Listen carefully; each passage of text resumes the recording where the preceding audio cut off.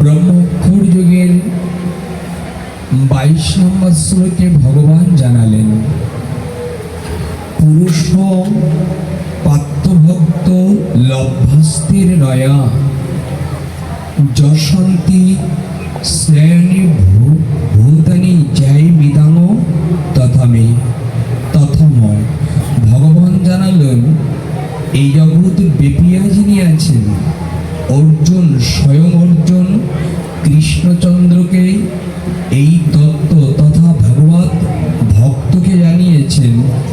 এই জগৎ বেপিয়া যিনি আছেন, এই জগতের মধ্য যিনি আছেন, সেই পরম পুরুষকে কিসে পাওয়া যায়? খুব মন দিয়ে লক্ষ্য করবেন কথাগুলি।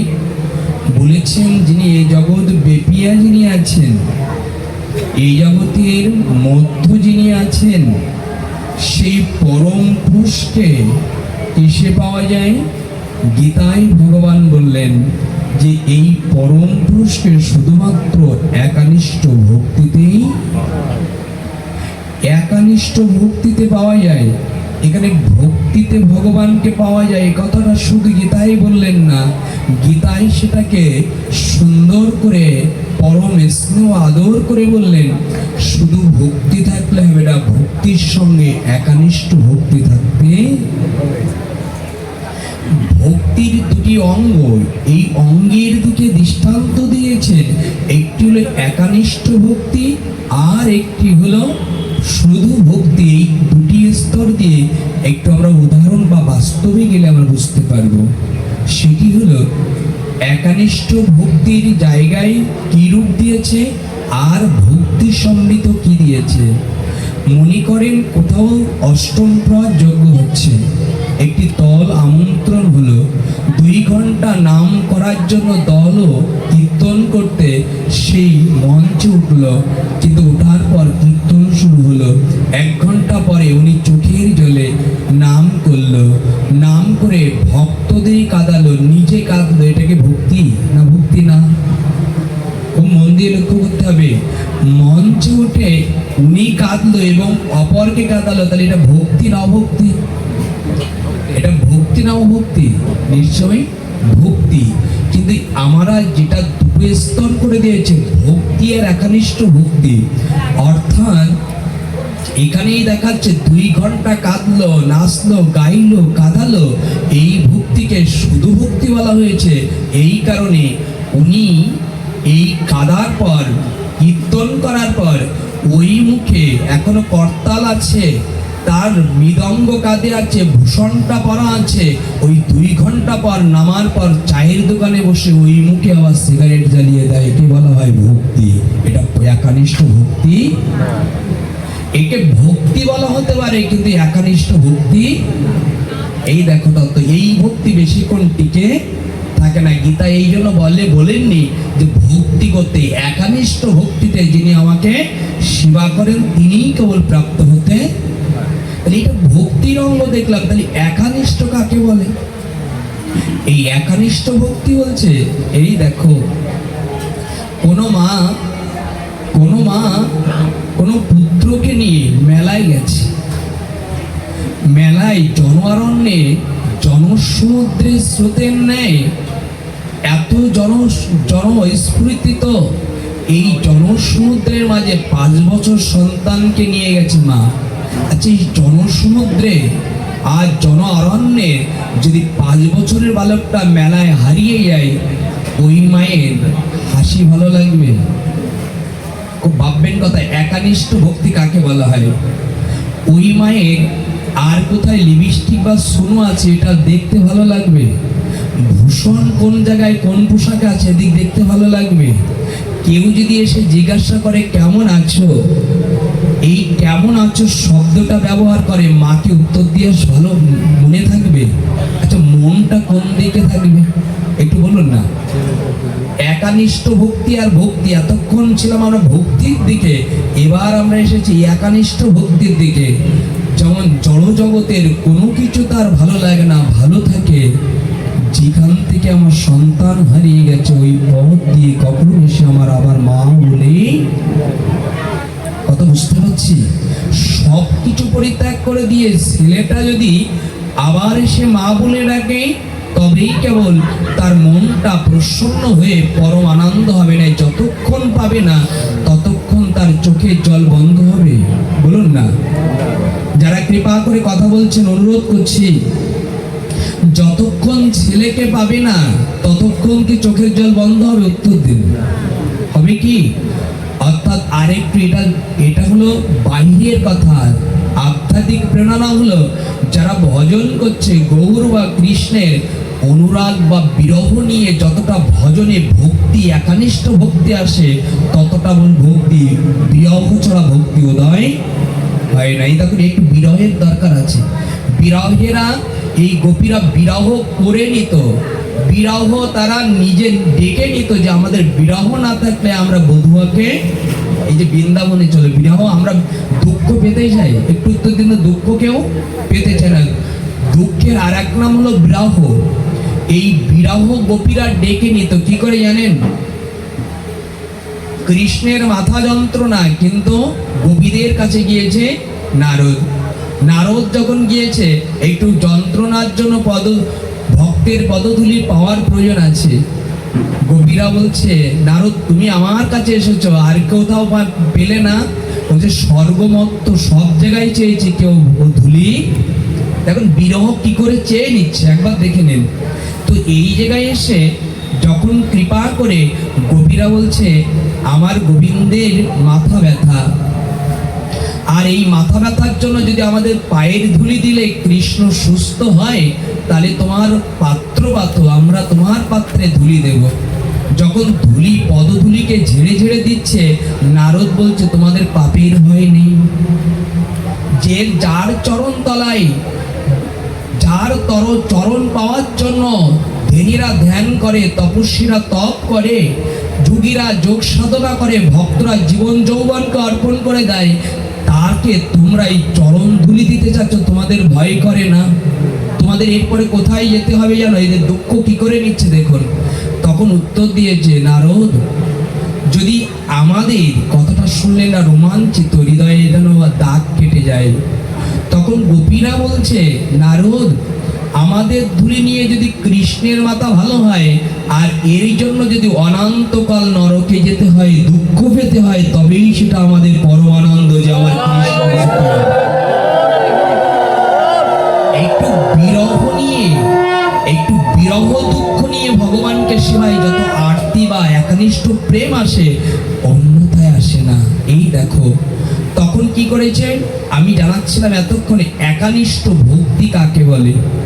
সব কিছু পরিত্যাগ করে যে পথে ছেলে গেছে সেই পথে যেমন খুঁজতে শুরু করে, যতক্ষণ না পায় ততক্ষণ মায়ের চোখের জল বন্ধ হয়। কি কিছু খেতে দিলেই ভালো লাগবে?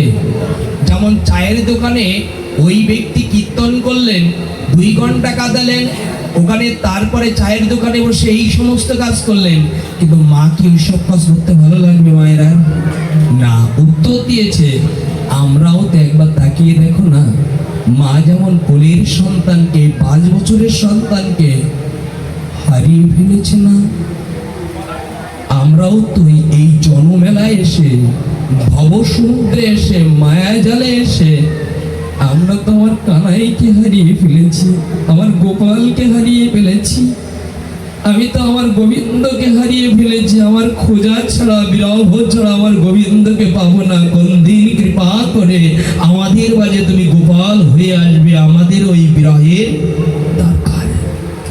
এই বিরহ যতক্ষণ ভিতরে অনুনয় না হবে, ততক্ষণ পর্যন্ত আমাদের ওই চিত্তকে অনুভূতির স্তর থেকে উদ্ধৃত অনুনয় করে স্থিত হবে না। এই জন্য একটু বিরহেরও প্রয়োজন আছে। আমরা এতক্ষণ ছিলাম একানিষ্ঠ ভক্তি আর ভক্তি, আমরা দুটি বাধা। আমরা জানি গোবিন্দকে, গৌরকে এবং ভগবানকে যদি আমরা সেবা করতে চাই, অনুরোধ করব, যদি একানিষ্ঠ ভক্তিতে আমরা যদি একটু গৌরকে, গোবিন্দকে ডাকতে চাই, তবেই কেবল গোবিন্দের পরমানন্দ পাওয়া যায়। কে ডেকেছিল জানেন একানিষ্ঠ ভক্তিতে? আমাদের বাংলাদেশের অন্তর্গত বাংলাদেশের ভূমিতে জন্মগ্রহণ করেছিলেন। একানিষ্ঠ ভক্তির কথা বেশি তো যাব না, আলোচনাটা এই প্রেক্ষাপট না আমাদের আজ। তো তিনি রাজশাহী জেলার অন্তর্গত খেতুরি ধামের কৃষ্ণনন্দের সন্তান কে ছিলেন? একানিষ্ঠ ভক্তি কাকে বলে? তো ইনি কৃষ্ণনন্দের সন্তান নরোত্তম ঠাকুর। এই নরোত্তম ঠাকুর ছিল রাজকুমার। তিনি রাজত্ব দেখবেন, ওখানে যারা গেছেন হাজার হাজার বিঘে জমি ফেলানো আছে, এখনো কেউ করে সেটা আহারের ব্যবস্থা করছে, কিন্তু এই সমস্ত জমিগুলো আর রাজপ্রাসাদগুলো সব নরোত্তম ঠাকুরের। রাজকুমার তিনি, তারই হবে। কিন্তু গৌরের প্রতি যার মন এসে যায়, গোবিন্দের প্রতি যদি কারোর মন চলে যায়, এই কতক্ষণ পরম চরম স্তরের কথা বলেছি। রাস পূর্ণিমা মধ্যে হয়ে গেছে।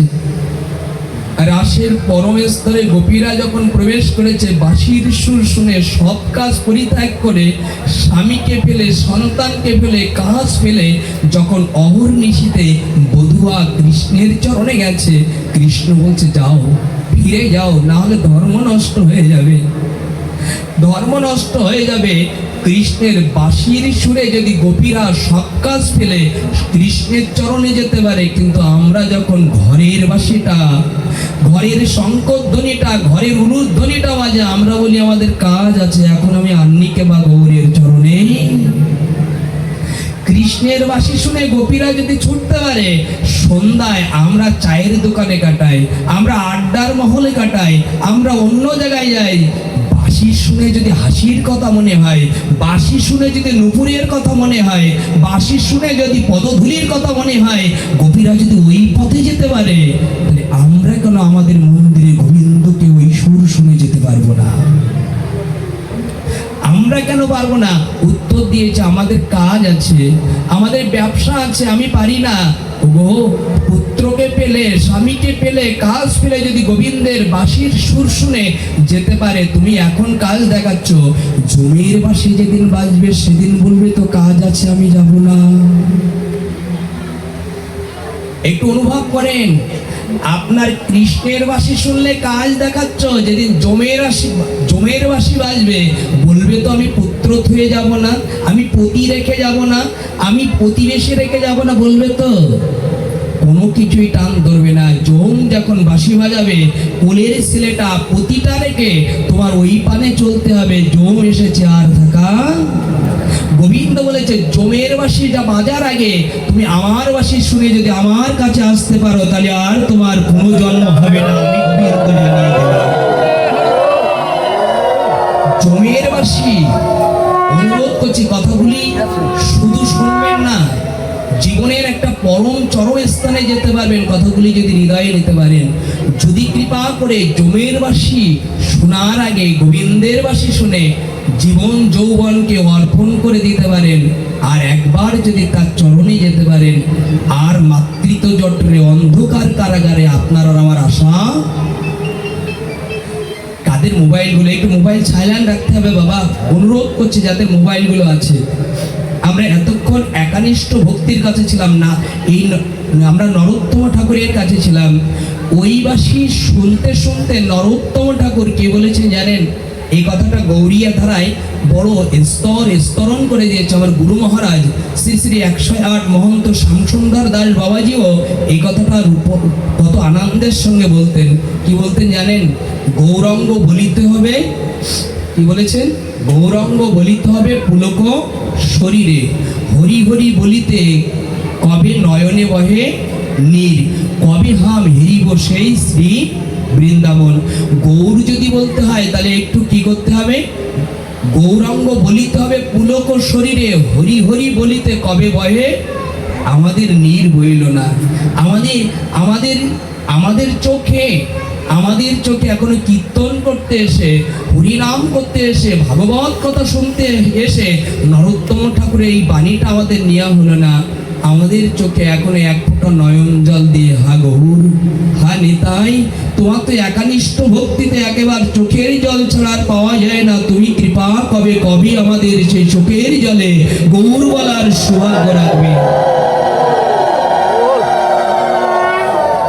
এর ব্যবধান দিয়েছে কোথায় জানেন? এর ব্যবধানটা দিয়েছে আমাদের চৈতন্য চরিতামৃতে। কৃষ্ণ চরণে যেজন জল ও তুলসী দেয় যেই জন, তারই ঋণ সুদিতে আমি করিও চিন্তন। অর্থাৎ গোবিন্দের চরণে যদি কেউ দিনান্তে একটি তুলসী পাত্র আর পুষ্প অর্পণ করে, গোবিন্দ বলেছে নয়ন জলে যদি কেউ অর্পণ করতে পারে তাহলে আমি তার কাছে ঋণী হই। শুধু তুলসী পত্র নয়, নয়ন জলটা আরেকটি জায়গায় যদি কেউ ব্যবহার করতে পারে, ব্যবহার নয়, এটা ব্যবহার করা বস্তু নয়, ভিতরে ভজন যখন বৃদ্ধি পায় তখন আখি জল এরকম গোবিন্দের চরণে অর্পণ হয়। কেমন? যদি ঠাকুর ঘরে গিয়ে ভগবানের নাম করতে করতে দুপুরটা নয়ন জল দিয়ে ভোজন করতে পারেন, আর ভাগবত কথা যেখানে হয়, কৃষ্ণ নাম যেখানে হয়, ওখানে গোবিন্দ থাকেন, ওই গোবিন্দের সম্মুখে গোবিন্দের কথাগুলো শুনতে শুনতে যদি ভক্তি অশ্রু এক ফোঁটা দিতে পারেন, গোবিন্দ আমি তোমার হতে এসেছি। নরোত্তম ঠাকুর যেভাবে করতেন, এই জায়গায় দাঁড়িয়ে না কিন্তু আমরাই আসি বটে, শ্রবণ করি বটে, এ অধম পামার পশুভি সমান কৃপা করে অনেক জায়গায় প্রবেশ করেছে, কিন্তু আমাদের চোখে জল এলো না। চৈতন্য চরিতামৃতে বলেছেন, কৃষ্ণ বলিতে যার না হয় প্রেমের অঙ্কুর, বুঝিবে হৃদয়ে অপরাধ। কৃষ্ণ নাম শ্রবণ করতে যদি আখিতে জল না আসে, মনে করতে হবে অনেক জন্মে জন্মান্তরের অপরাধী আমি। তাই অনুরোধ রইল, যদি পারেন সম্পদ যদি থাকে, ভক্তি সম্পদ গোবিন্দের চরণে একটু দিয়ে দিন। এই দিনটা গোবিন্দের হয়তো পেয়েছি, কাল এই দিনটা আবার না পেতেও পারি। আজ আলোচনার বিষয়বস্তু হলো ভগবান থাকে কোথায়? ভগবান থাকে কোথায়? গোবিন্দ ভগবান থাকে কোথায়, বিশ্রাম করে কোথায়, এবং তিনি কখন জাগেন? কথা কয়টা শব্দ দিলাম? তিনটা। শুনে নেন। একটা হলো ভগবান থাকে কোথায়, ভগবান বিশ্রাম করে কোথায়, আর ভগবান কখন জাগে। এই শব্দ তিনটা আমরা বলেই একটু মৃত্যুর দিকে গিয়ে পাঠটা বিশ্রাম দেব। কেন? একটু মৃত্যুর বার্ষিক সংযুক্ত করে দিয়েছে তো আত্মার কল্যাণে। তো এই জায়গায় দাঁড়িয়ে একটি মাস অতিবাহিত করেছি আমরা, করেছে তো দামোদর ব্রত অতিবাহিত করেছে না? এই দামোদর মাসে যারা কৃপা করে প্রভাতে উঠেছেন, মঙ্গল আরতি করেছেন, স্নান করেছেন, তুলসী সেবা করেছেন, এরপরে সন্ধ্যায় প্রদীপ দান করেছেন, সাধুসঙ্গ করেছেন, এই দিনটাকে আমরা ভুলে গেছি? বলুন না, ভুলে গেছি? এই দিনটা যতটা অনুপ্রেরণায় অনুভূতিতে গোবিন্দ সেবায় আমরা কাজে অনুনয় করতাম, আজকে সেই জায়গাটা আমরা ব্যর্থ প্রণয় করছি। দেখুন না, এই কথাটা বড় প্রেমা মাধুর্য মণ্ডিত করে দিয়েছে। আপনি একটি মাস যখন চলে আমরা অতিবাহিত করেছি, যেদিন প্রভাতে মঙ্গল আরতি, আজকে মঙ্গল আরতি আমরা সবাই হয়তো করতে পারিনি, খুব মনে রাখবেন, আজকের প্রভাতের মঙ্গল আরতিটা সবাই করতে পারেনি, কিন্তু দামোদর ব্রতের মঙ্গল আরতিটা কিন্তু আপনি না চাইলেও গোবিন্দ করে নিয়েছে। আজকের প্রভাতের মঙ্গল আরতিটা আমরা করতে না পারি, কিন্তু উত্তর দিয়েছে কি জানেন? ভগবানকে সমর্পণ করলে এরকম হয়, এই একটি মাসের মধ্যে কোনো দিন যদি আপনি গভীর নিদ্রায় যান, মায়া দ্বারা আবৃত হন, গোবিন্দ বলেছেন তুমি ঘুমিয়ে থাকলে আমি তোমাকে ঘুমাতে হয়, তুমি ঘুমিয়ে থাকলে আমি তোমাকে ঘুমাতে দেবো না কারোর মাধ্যমে, নাহলে আমি তোমার দ্বারে দাঁড়ি হয়ে কৃপা করে ধ্বনিত করতে থাকবো, ওঠো কৃপা করে ভজন করবে, আমি তোমার জন্য ডেকে চলেছি, তুমি উঠবে। সেই দিন সংকল্পের প্রণতি। আমরা যে আলোচনার বিষয়ে বস্তুটার ভিতরে প্রবেশ করছিলাম, প্রথমে হলো গোবিন্দ অবস্থা। আজকে এই বৈষ্ণব সেবার আয়োজন কেন? এই যে বৈষ্ণব সেবার আয়োজন কেন, তার একটাই কারণ হলো আজকে আমাদের মাঝে যিনি আজ এই পরম আয়োজনের অনুভূতির জায়গায় দাঁড়িয়ে এই পরম আয়োজন করেছেন, এই আয়োজনের অনুভূতির জায়গা হলে বৈষ্ণব সেবার আয়োজন করেছে। কেন করেছেন? এর কারণটা কি? এর তো কোনো কারণ থাকবে। এর কারণটা দেখিয়েছে, এটা বড় প্রেমা মাধুর্য মণ্ডিত। সেটা হলো, আচ্ছা গোবিন্দকে যদি ঘরে না পাওয়া যায়, গোবিন্দকে যদি মন্দিরেও না পাওয়া যায়, গোবিন্দকে যদি সেবায় না পাওয়া যায়, তাহলে গোবিন্দকে কোথায় থাকেন তিনি? খুব মন দিয়ে লক্ষ্য করেন, কোথায় থাকেন? গোবিন্দের আশ্রয় স্থলটা কোথায় একটু বলুন তো, কোথায়? গোবিন্দ কি শুধু মন্দিরে থাকেন? কোথায় থাকেন গোবিন্দ? শাস্ত্র দিয়ে একটু বোঝার চেষ্টা করি আমরা। উত্তর দিয়েছি ইট পাথরের মন্দিরেও গোবিন্দ সবসময় থাকে, কিন্তু সবসময় কোথায় থাকে? গোবিন্দ বলেছে, আমি বলেছি না, শ্রীমদ্ ভাগবত গীতায় বলেছে হৃদ্দেশী কোথায় থাকেন? হৃদ্দেশী অর্জুন। অর্জুন, আমি যদি মন্দিরে না থাকি, বৈকুণ্ঠেও না থাকি, তুমি যদি ঘরেও না পাও, তাহলে তুমি একটা জায়গায় আমার খোঁজ করে দেখো, আমি সেখান থেকে নড়ি। কোথায় থাকে গোবিন্দ? সাউন্ডটা কম হয়ে যাচ্ছে, একটু লক্ষ্য করবেন। বলেছে আমি একটা জায়গার থেকে প্রবেশ করি না, কোথায়? যদি কোনো মানুষ হৃদয়ে ভক্ত হয়ে, ভক্তিযুক্ত হয়ে কোনো ভক্তের সমন্বয় অবস্থান করে, আমি হৃদ্দেশী অর্জুন, হে অর্জুন, আমি মানুষের হৃদয়ে অবস্থান করি। কোথায় থাকে? কোথায় থাকে? হৃদয়ে ভগবান থাকে। আচ্ছা, হৃদয়ে যদি থাকে, ভগবান বিশ্রাম কোথায় করে? আমি এতক্ষণ পেলাম তিনটে স্তর। ভগবান থাকে কোথায়? আপনার ঘরে না থাকতে পারে, বৈকুণ্ঠেও ভগবান না থাকতে পারে, মন্দিরেও যদি ভগবান না থাকে, তবে একটা জায়গায় খোঁজ করবেন, হৃদয়, নিজের হৃদয়ের মধ্যে ভগবান কখনো দূরে। এই কথাটা কে বলেছেন? এই কথাটা আমাদের কবিগুরু সেই রবীন্দ্রনাথ ঠাকুর বলেছেন, আমি সব জায়গায় খুঁজে দেখেছি, কোনো জায়গায় যখন পাইনি, আমি বুঝেছি আমার হিয়ার মাঝে লুকিয়েছিলে। খুব প্রেমাবৃত কথা। আমি দেখতে তোমায় পাইনি, আমি দেখতে তোমায় পাইনি, আমি বাহির পানে চোখ মেলেছি, বাহির প্রাণে আমি হৃদয় প্রাণে চাইনি, আমার হিয়ার মাঝে লুকিয়েছিলে। আপনি যদি ঠাকুর ঘরে না পান, বৈকুণ্ঠেও না পান, যদি ভগবত স্তরে না পান, তবে একবার হিয়ার মাঝে অর্থাৎ হৃদয়ের মাঝে একবার ডেকে চলো, সেখানে গোবিন্দ দাঁড়িয়ে আছে তোমার দেখা দেওয়ার জন্য, কৃপা করে যদি সেখানে ডাকতে পারে। এই জায়গায় আমরা খুঁজি না, এই জায়গাটায় আমরা খুঁজি। ওই পট, চিত্রপট আছে, ওই পটটা হলো, এই পটটা জাগানোর জন্য আমাদের মন্দিরে চিত্রপট আঁকানো। ওই পটে না থাকতে পারে, কিন্তু এই পট থেকে গোবিন্দ কখনো। সাহিত্যিক কথা বা দার্শনিক কথা জড়জগতে যেতে চাচ্ছিলাম না, তবে একটু যাই। এই কথার ভিতরে যেতে চাচ্ছিলাম না, তাহলে এই জায়গায় যদি থাকে, তাহলে এটা মন্দির হবে তো? একটু বলুন, উত্তর দিলে আনন্দ বাবু, এটা মন্দির হবে তো? আচ্ছা, মন্দির যদি হয়, তাহলে এই মন্দির যদি হয়, তাহলে আমরা মন্দির পেয়েছি। এই মন্দিরটাকে সব স্তরে থাকে, এই মন্দিরটা মানুষ দেহে, এটা মন্দির বলা যায়। আচ্ছা, মন্দির পেলে আমরা রেখেছি কি করে? আচ্ছা, মন্দির হলে কি গুছিয়ে রাখতে হয় না অগুছানো রাখতে হয়? পবিত্র রাখতে হয় না অপবিত্র রাখতে হয়? তাহলে পবিত্র বা গুছিয়ে রাখতে হয়। তাহলে আমরা মন্দিরটা কি করে রেখেছি? একটা মাস অতিবাহিত হয়েছে, শুনুন কথাগুলি। এই মন্দির পেলাম, কিন্তু রেখেছি কি করে? আচ্ছা, নিজের গৃহে মন্দির আছে প্রত্যেকের, এখানে বৈষ্ণব বা সাধক বা সাধারণ ব্যক্তি মানুষের সনাতন ধর্মী অবলম্বন করেছেন, প্রত্যেকের গৃহে কি মন্দির আছে কিনা? ভগবান আছে কিনা? একটু উত্তর দিন, আছে তো?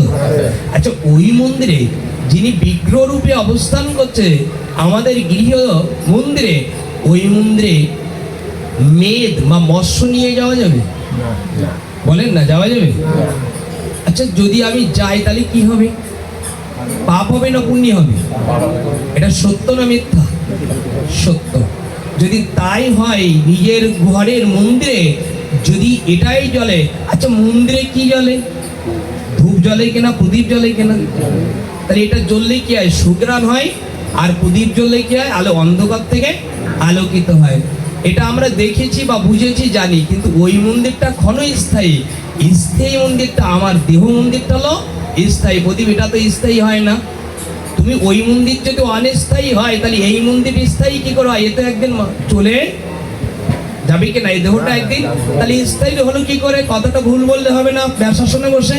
না, এটা স্থায়ী। স্থায়ী কি করে? আপনার এই দেহটা, প্রপঞ্চময় দেহটা নষ্ট হয়ে যেতে পারে, কিন্তু আত্মার রূপে আবার কোথাও ও দাঁড়াবে, অর্থাৎ ওখানেও আবার সে মন্দির হবে। এটা স্থায়ী মন্দির, এটা স্থায়ী মন্দির। কিন্তু ওটা হলো আমরা যেখানে সেবা দিচ্ছে, এটা অনেস্থায়ী।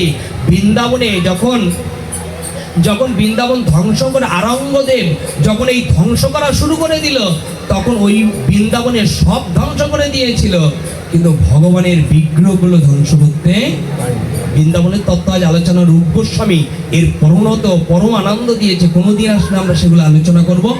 উত্তর দিয়েছে এই মন্দির স্থায়ী, কিন্তু স্থায়ী মন্দিরের দিকে আমাদের লক্ষ্য কেমন দেখে নিন। এই জড়জগতের কথা আমি যেতে যাচ্ছিলাম না, তবু এসে যাচ্ছে, একটু লক্ষ্য করুন। মন্দিরে যদি মৎস্য মাংস নিয়ে গেলে পাপ হয়, আর পাপের কারণে নরকে যেতে হয়, মন্দিরে দীপ জ্বালি, প্রদীপ জ্বালি মঙ্গলের জন্য। শুনে রাখুন, এই জায়গায় দৃষ্টান্ত করে দিয়েছে, আমার ঘরে যদি ভগবানের বিগ্রহ থাকে, তাহলে ওটা মন্দির হবে কিনা? একটু উত্তর দিন। মন্দির তো। তাহলে ওই বিগ্রহ রূপে ভগবান আমার ভিতরে আছে তো, হৃদদেশী অর্জুন। তাহলে কি বলছে? আমি হৃদয়ে থাকি, তাহলে এই হৃদয় তো মন্দির। বলুন না, উত্তর দিন। মন্দির তো। তাহলে মন্দির যদি হয়, তাহলে এই মন্দিরে যদি এখানে মন্দির হয়, তাহলে ওখানে যদি মৎস্য মাংস নিয়ে গেলে অপরাধ হয়, তাহলে এখানে কি নিয়ে গেলে অপরাধ হবে? কথাটা ভিতরে যাচ্ছে। ওখানে যদি মৎস্য মেদ নিয়ে গেলে অপরাধ হয়, পাপ হয়, তাহলে এখানে যেখানে দাঁড়িয়ে আছে স্বয়ং বিদ্বেষী অর্জুন, সেখানে নিয়ে গেলে অপরাধ হবে না পাপ হবে? এই কথা বললে আবার অনেকের একটু কষ্ট লেগে যাবে। প্রদীপ, তুমি কি বলতে চাচ্ছ? আমাদের তো আজকে বন্ধ করে দিতে হবে। হ্যাঁ, এ তো আজকে যা বলছো তাতে করে তো কি হবে উপায়? আসুন দেখে নেই। শব্দের অর্থ হলো, এই জায়গায় একটু লক্ষ্য রাখবেন, যারা পরম বৈষ্ণব, যারা সাধু দেখলে বলেন এর বাড়ি খায় না, ওর বাড়ি খায় না, এর হাতে খাবে না, এইগুলোকে তোমারও তো হাত, আমারও তো হাত, তোমারও মানুষ করে দিয়েছে, আমারও মানুষ করে দিয়েছে, তাহলে তুমি আমার হাতে খাবে না কেন? ওগো বাবা, তাই যদি এই হয়, দুর্যোধনের রাজসভায় ভগবানের জন্য রাজভোগ নির্মিত করলো, ভগবান বলছে আমার ক্ষুধা নেই, আমি খাবো। বিদুরের বাড়ি গিয়ে খাওয়ার নেই, ভগবান তুমি যেখানে খাওয়ার নেই, চাল নেই, চুলো নেই, ব্যবস্থা নেই বসার, সেই বাড়ি গেলে তোমার ক্ষুধা লাগে?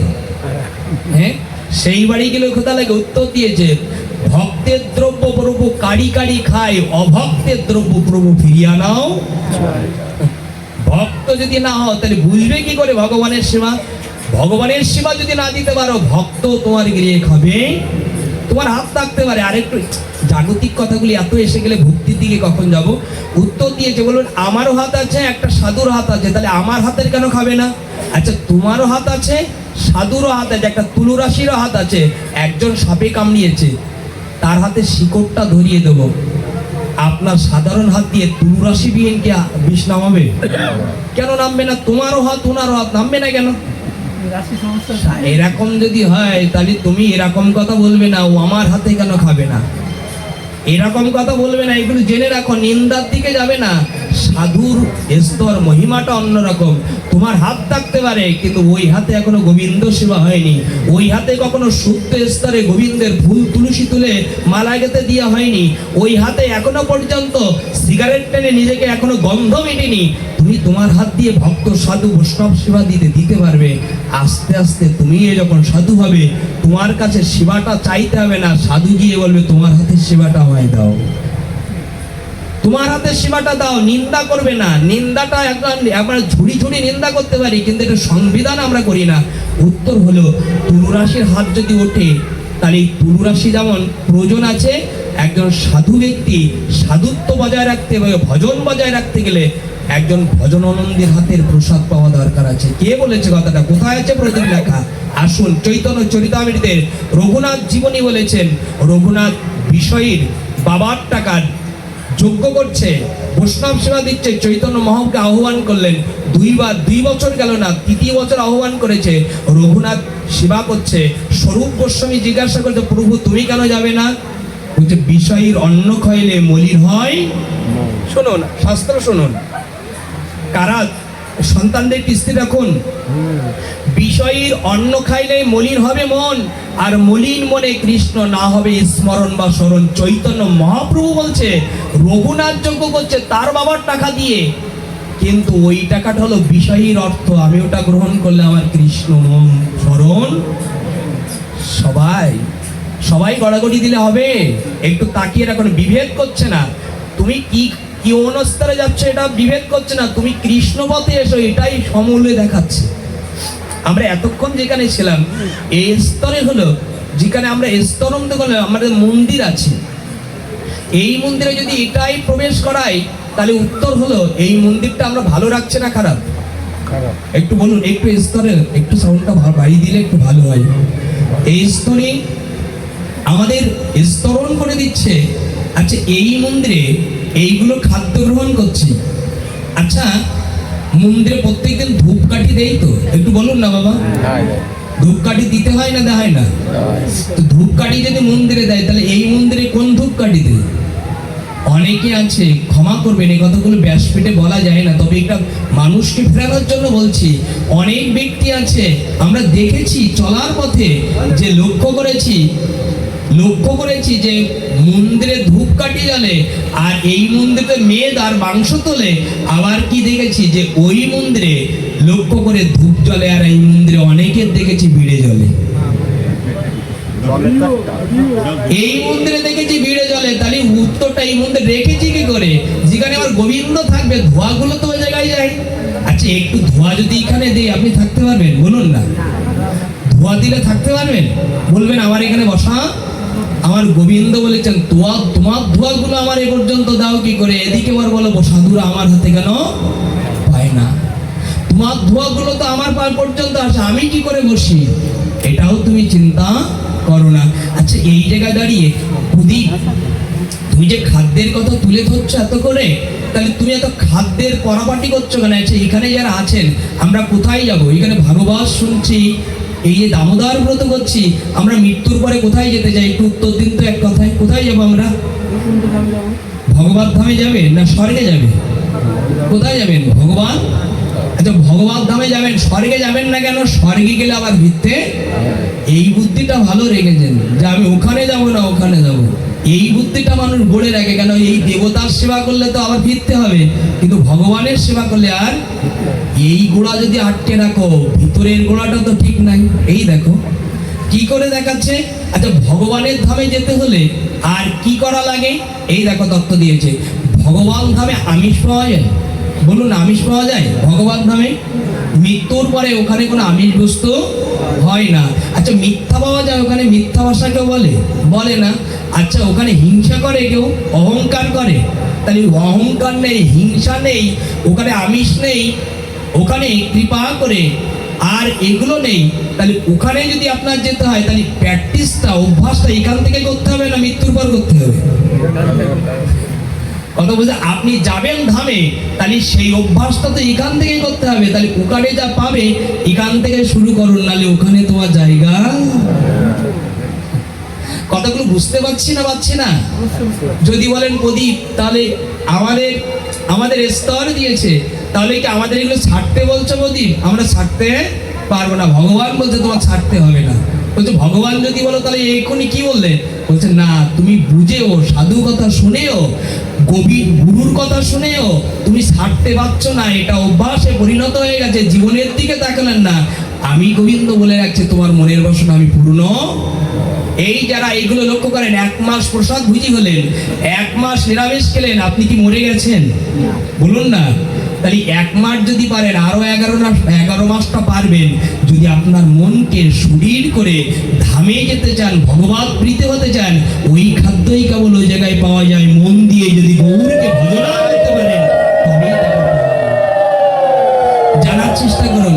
যারা পারবেন না কান খুলে শুনে রাখুন, যারা পাচ্ছেন না, পারবেন না, অনুরোধ হলো, কোনো মানুষ পেরেছেন কিন্তু পরিবারের কেউ আসছে না। আমি পাচ্ছি, আমার স্বামী আসছে না, আমি কি করে আসি?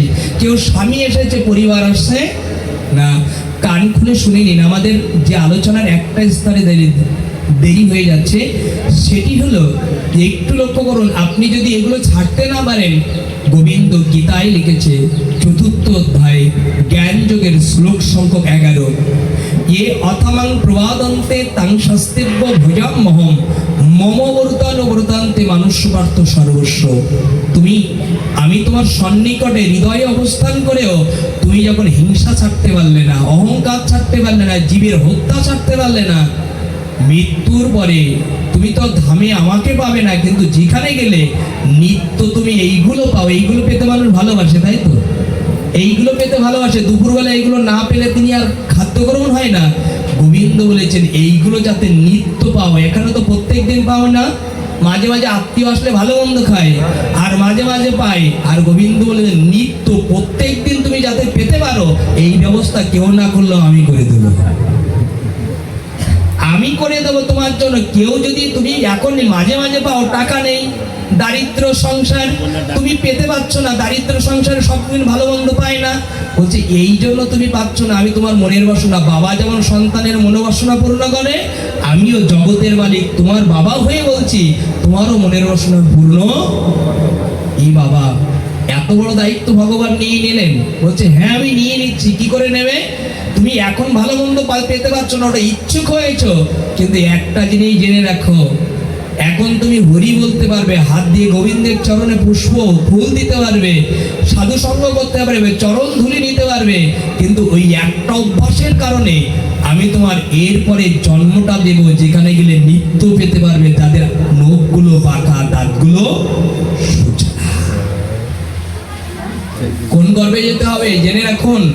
এমন এমন কথা চলে আসছে আজকে, সেটি হলো এই গর্বগুলো যে গৃহে তুমি এতদিন বাস করেছো, এত এই কথাগুলো এরকম বলা যায় না। ক্ষমা করবেন যাদের বলছি, তাদের হৃদয়ে হয়তো ব্যথা পাচ্ছে। অনুরোধ হলো ব্যথা পেয়ে অপরাধ নেবেন না। আমরা ফিরে আসি গৌরের চরণে, আমরা ফিরে আসি প্রসাদে ভুজি হয়ে, আমরা ফিরে আসি প্রসাদ ভুজি না হতে নিরামিষ ভুজি। যেখানে গেলে আমাদের আর পূর্ণ জন্মে ওই নখগুলো বাঁকা, দাঁতগুলো সুচালা, বাঘ শিকালের গর্ভে জন্ম না হয়ে ভগবত ধামে যেন আমরা যেতে পারি, ওই প্রসাদ অনুভব করে যেন আমরা পেতে পারি, আমরা যেন এটা পেতে পারি।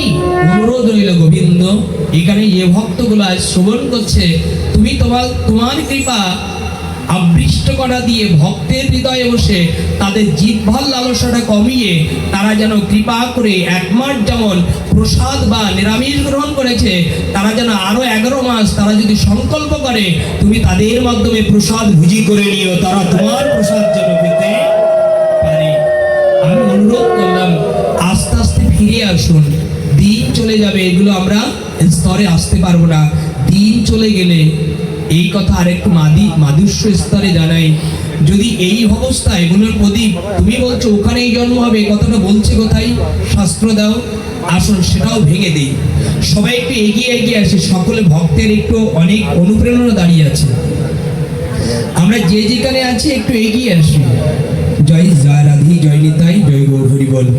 জয় জয় ভক্তের কল্যাণ তথ্যে নিতাই গৌর বিতে প্রেমানন্দে হরি হরি বল। জয় জয় রাধা মাধবের বিতে প্রেমানন্দে হরি হরি বল। জয় শ্রী রাধে। আমরা আস্তে আস্তে মনোযোগী হই। প্রসাদের জন্য আমরা অসুবিধা হচ্ছে না তো? দেরি হয়ে যাচ্ছে না তো? জয় রাধে। শুনুন আজকের অনুবরণের কথাগুলি, আমাদের ব্যথিত কথাগুলি কেউ নেবেন না। অনুরোধ হলো এই কথাগুলি শুনে যদি আপনি আমি ফিরতে পারি। প্রদীপ এত কড়া কথা বলেছ, শাস্ত্রে দেখাতে পারবে তুমি ওখানে জন্ম হবে, ওখানে আমাদের কুকুর শিগাল বাঘ রূপে আমি প্রদীপ যদি আপনার প্রসাদ পেতে পারেন, কিন্তু আমি যদি প্রসাদ না পাই তাহলে নিশ্চিত বলে রাখে শাস্ত্রে যেটা দিয়েছে আমার জন্ম আর এ দিয়ে হবে না। আমার জন্মে আমি যদি প্রসাদ না পাই তাহলে নিশ্চিতভাবে আমার জন্ম হবে কুকুর শিগালের গর্ভে জন্ম হবে। কেন জানেন? ভগবান পূর্ণ করে দেবে। যে গৃহে আমি থাকতাম ওই গৃহে হয়তো কুকুর বা বিড়াল করে জন্ম দেবে, বাঘ করে জন্ম দেবে, শিগাল করে জন্ম দেবে। এরা আমিষ খায় না, নিরামিষ খায়। এরা আমি মাঝে মাঝে খাই, আর এরা কি নিত্য খায়। গোবিন্দ বলেছেন আমি প্রদীপ, আপনাদের বলছেন আমি আমারটাই বলছি, লক্ষ্য করেন। আমি প্রদীপ যদি আমার জিহ্বাকে কন্ট্রোল না করতে পারি, ওখানেই যদি একবার জন্ম হয়ে যায় আর কখনো হাত দিয়ে গোবিন্দ বলা যাবে। শুনে রাখুন, একটু ভয় হওয়া দরকার। আর কি বলেছেন জানেন? বলেছেন তোমার জিহ্বা এখন আছে, ওই জিহ্বাই। এই কথাগুলো খুব গুরুত্বপূর্ণ। চৈতন্য মহাপ্রভু যখন কৃপা করে ঝাড়িখণ্ডে সহ লীলায় প্রবেশ করেছিলেন, এ কথা বলতে গেলে না আবৃষ্ট করা এসে যায়। চৈতন্য মহাপ্রভু এখানে 540 বছর আগে ঝাড়খণ্ডে বিউটি স্তরে এই গ্রামটার নাম প্রবেশ করেছিলেন। তখন জঙ্গলে, ঝাড়খণ্ডে জঙ্গল দিয়ে যখন প্রবেশ করেছিলেন, তখন বাঘ, শৃগাল, সর্পগুলো এসেছিলেন।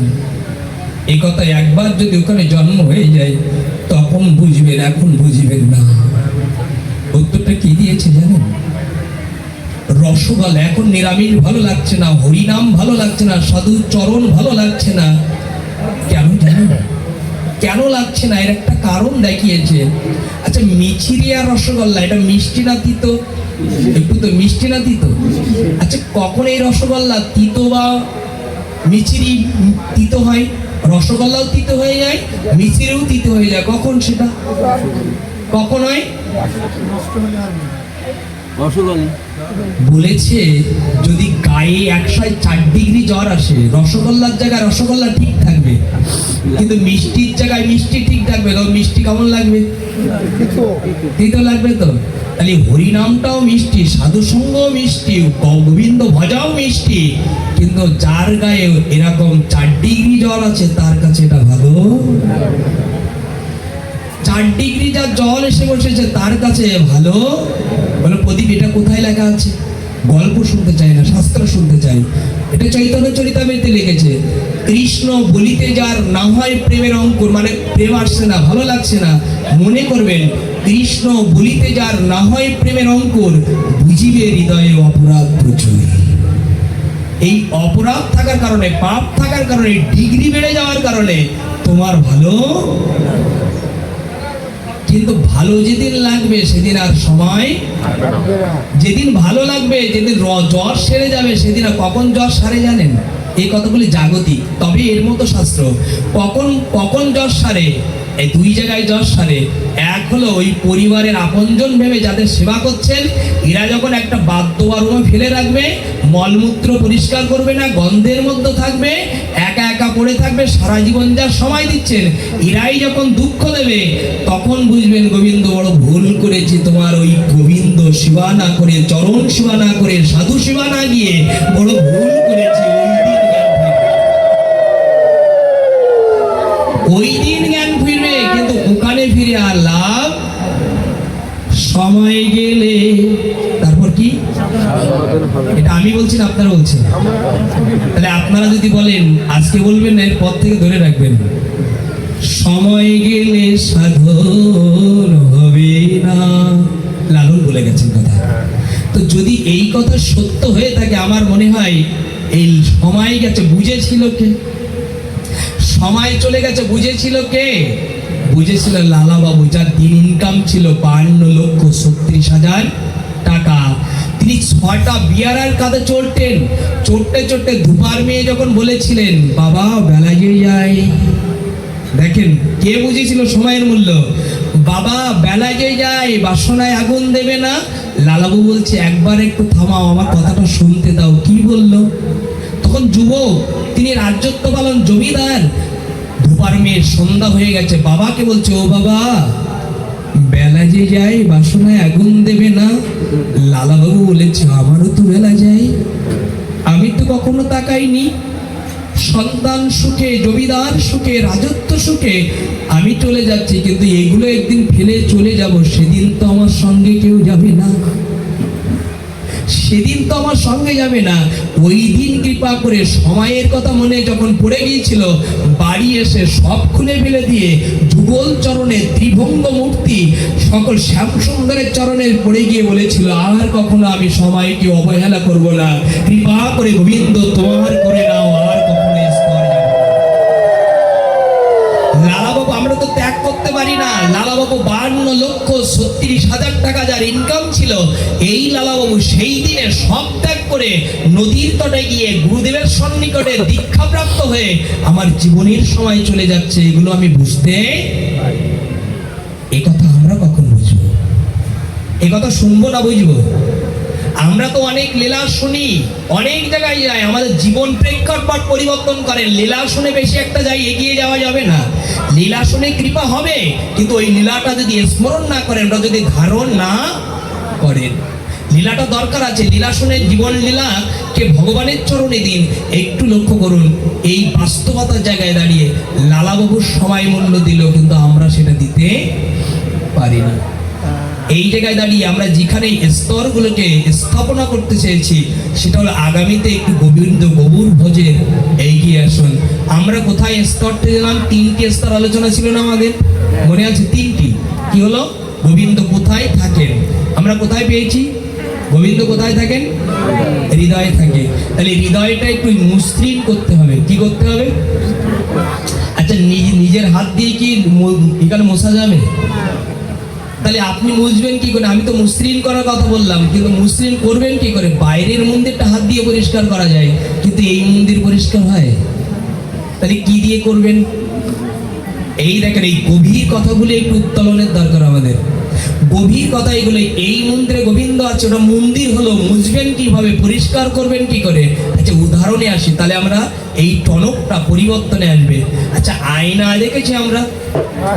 আচ্ছা, আয়নার সামনে গেলে আমার মতো একজন আয়নার মতো, আমার মতো একজন ব্যক্তি প্রতিচ্ছবি দেখা যায় তো আয়নার মধ্যে? আমিও যেমন, উনিও তাই তো? একটু উত্তর দিন, তেমন তো? আচ্ছা, আয়নার মধ্যে যিনি আছে, আচ্ছা ওকে কি মালা পরানো যাবে? আয়নার মধ্যে যিনি আছেন মালা পরানো যাবে? ওকে খাওয়ানো যাবে? তাহলে গোবিন্দ এখানে আছে, ওখানে মালা পরানো যাবে? গোবিন্দ এর মধ্যে আছে, ওকে কি হাত দিয়ে খাওয়ানো যাবে? একটু বলুন না। তাহলে আমি বলছি, মুসলিম করতে পদ না দেখালে কি শুধু একটা ভুলে গেলে হবে? পদটা দেখিয়েছে। আচ্ছা, যিনি আয়নার মধ্যে প্রতিচ্ছবিটা অনুভূতি নেয়, যে ওকে মালা পরাবো কি করে আর খাওয়াবো কি করে, এই বিদ্যাটা জানা দরকার। এই বিদ্যাটা জানলে হৃদয় বিদ্যাটা বুঝতে পারবেন। আচ্ছা, আয়নার সামনে যিনি দাঁড়িয়ে আছে, আচ্ছা ওর গলায় যদি মালা দেয়, তাহলে কোন জায়গায় পড়বে? কথা বুঝতে পারছি আমরা?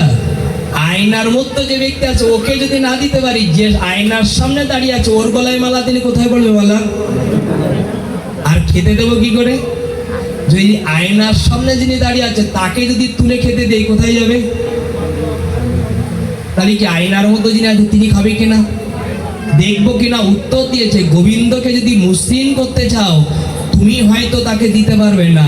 গোবিন্দ বলেছেন, আমি একমাত্র ভক্ত যদি আমার খাওয়ায়, তাহলে আমি সেটা খাই।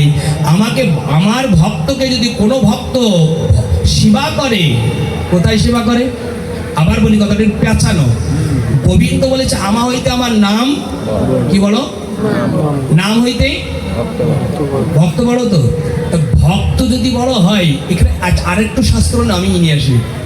সেই শাস্ত্র হলো মহাভারত শাস্ত্রে দেখাচ্ছে, যখন পঞ্চপাণ্ডব সহ বনবাসে প্রবেশ করেছিলেন, সেই সময় দুর্বাসা 60,000 মুনি ঋষি সহ প্রবেশ করেছেন বৈষ্ণব সেবার জন্য। আর দ্রৌপদী তখন সূর্য অস্ত নেমে গেছে, তখন আর সেবা দিতে ওনার ক্ষমতা নেই দিয়া। দ্রৌপদী যজ্ঞশনী ছিল, তার অন্ন ফুরাবে না, কিন্তু একবার খাওয়া হয়ে গেলে তার আর দেওয়ার ক্ষমতা। আমি দেখাচ্ছি ভগবান কি করে ওই জায়গায় খেতে পারে বা পরিষ্কার করতে পারে। তখন তিনি ভগবানকে ডাকলেন, ভগবান একবার এসে দেখা দাও, না হলে এই সম্মান থাকবে না। ভগবান বললেন, দ্রৌপদী তুমি চিন্তা করো না, তোমার দেখো পাত্রে একটা কণিকা আছে, ওইটা আমাকে দাও, ওইটা আমি ভক্ত রূপে পাবো। আমি একা পারলে কি হবে? বলছে, আমি ভক্তের হৃদয়ে অবস্থান করছি, আমি পেলে সকল ভক্ত পরিপূরণ হয়ে যাবে, এটা কোনো সংশয়। তাহলে ভক্ত এই 60,000 মুনি ঋষির কাছে গিয়ে বলছে, এবার তুমি গিয়ে শোনো তাদের পেট ভরেছে কিনা। তখন ওই মুনি ঋষির কাছে জিজ্ঞাসা করছে, দুর্বাসা মুনি ঋষি বলছে, মুনি ঋষি আর কিছু দরকার হবে? বলছে, এমন খাওয়া দিয়েছো আর খেতে পাচ্ছি না, তুমি যাও, পরিপূর্ণ হয়ে গেছে। ভীম, নকুল, সদেব, দুর্যোধন বলছে, এক কৃষ্ণ খেলে যদি সব উদারে প্রবেশ করে, আবার এটা উল্টে দিলেও সেটা হয়। এক ভক্তের যদি শুদ্ধ প্রেমময় ভক্তের কোনো সেবা দিতে পারে, ভগবান বলছে, আমিও আমার পেটটা ভরে যায় যদি ভক্তের কেউ সেবা দিতে। এই কথাগুলি একটু জানবেন, ভগবান কি করে পায়, এগুলো খুব পরাণাতীত অনুভূতির স্তরে দাঁড়িয়ে অনুচেতনার কথাগুলো জানিয়েছে। এই জন্য ভক্ত সেবা দেওয়ার লক্ষণগুলো এটাই। ভক্ত সেবা দিলে ভগবান সেবা হয় কিনা? এটা ভক্ত সেবা দিলে।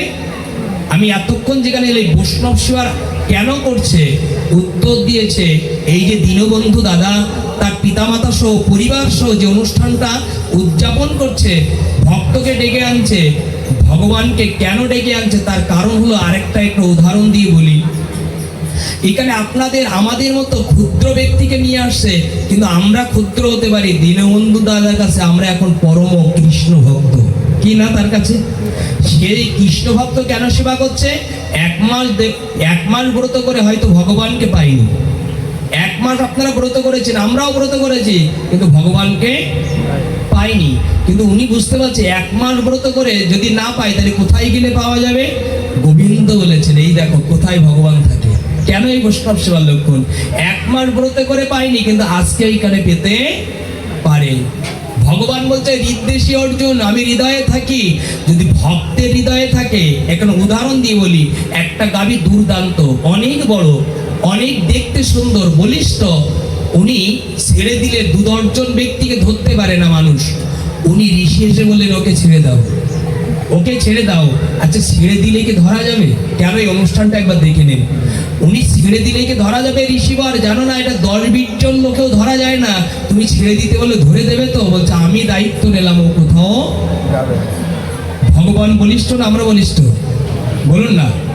বিশ্ব ব্রহ্মাণ্ডের মালিক কি? তার শক্তির সামনে আমরা কিচ্ছু। তাই সেই ভগবানকে আমরা ধরবো কি করে? ঋষি বললেন একটু ভগবানকে ছেড়ে দিয়ে আর একটা জায়গায় গেলে ভগবান যাবে না কোথাও। কোথায়? বলছে ওনাকে গাভীকে ছেড়ে দিয়ে, গাভীর বাছুর আছে দেখো, ওই বাছুরটা ধরে যদি নিয়ে যেতে পারো।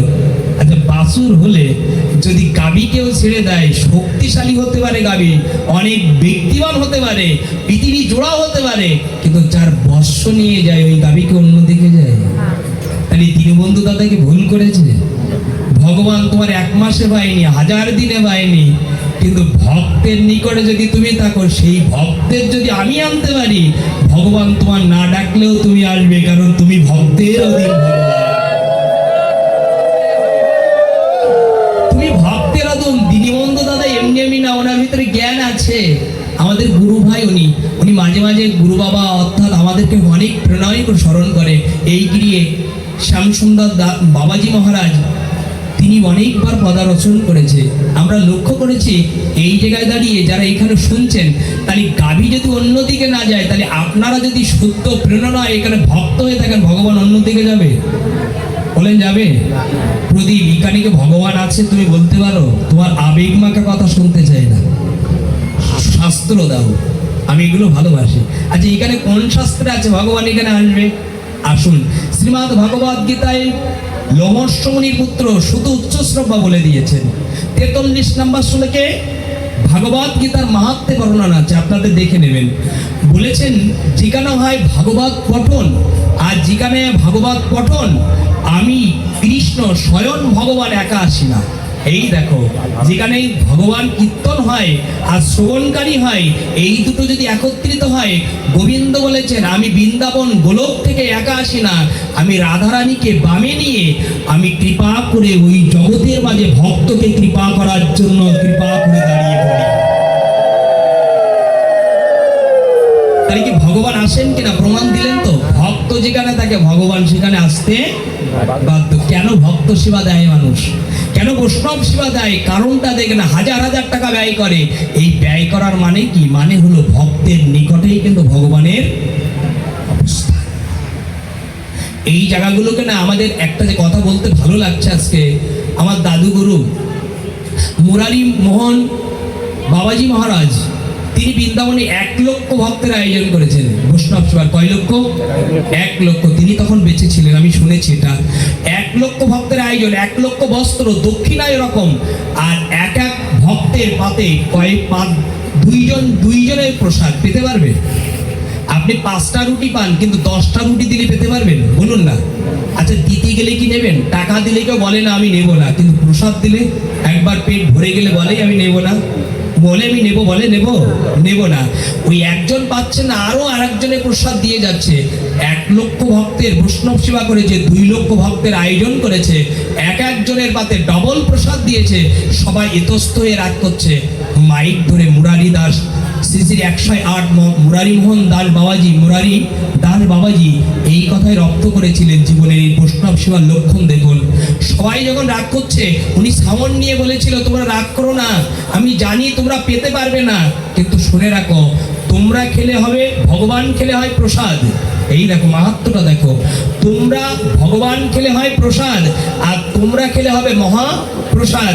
তোমাদের পাতে যে উচ্ছিষ্টতা থাকবে, তোমরা মনে করছো আমরা পাবো না, আমি এমন ব্যবস্থা করেছি তোমাদের উচ্ছিষ্ট এই বৃন্দাবনের গুল্ম, লতা, কুকুর, শিগাল, বন্য প্রাণী তারাও জন্ম নিয়েছে এই প্রসাদের উচ্ছিষ্ট পাবে বিধায়, এই জন্য এক এক পাত্রে আমি দিয়েছি যাতে তারাও উদ্ধার হতে।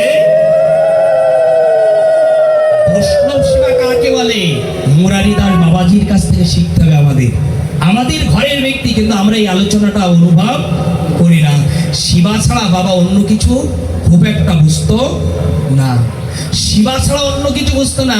এই কতবার বলবো, এই তার শ্রী মুরারি দাস বাবাজির কথা বলতে গেলে চোখে জল এসে যায়। বৃন্দাবনে গেছেন কেউ? গেছেন? এখানে কেউ না কেউ আছেন তো? শুনে রাখেন, আমার বাবাজির কাছে বৃন্দাবনে আপনি যাবেন, কিন্তু আপনি লক্ষ্য করে দেখবেন, আপনি প্রণাম করলে দেখা যায় একটা ধুলি আপনার গায়ে, দেখবে ভালো করে, গায়ে ধুলি দিলেও আবার পড়ে যায়। এটা একটু আমি শ্রবণ করেছি, শোনা কথা, শুনুন কথাগুলি। তো দাদুগুরু শ্রী শ্রী 108 মহন্ত মুরারি দাস বাবাজি শিষ্যরা গেছে বক্ষ পরিক্রমা করবে। বক্ষ পরিক্রমা বুঝি তো? বক্ষ পরিক্রমা বুঝি তো? বক্ষ পরিক্রমা যখন করবে, তখন কৃপা করে অনেকের অঙ্গে ভূষণ আছে, বলছে এইভাবে বক্ষ পরিক্রমা। বক্ষ পরিক্রমা কাকে বলে?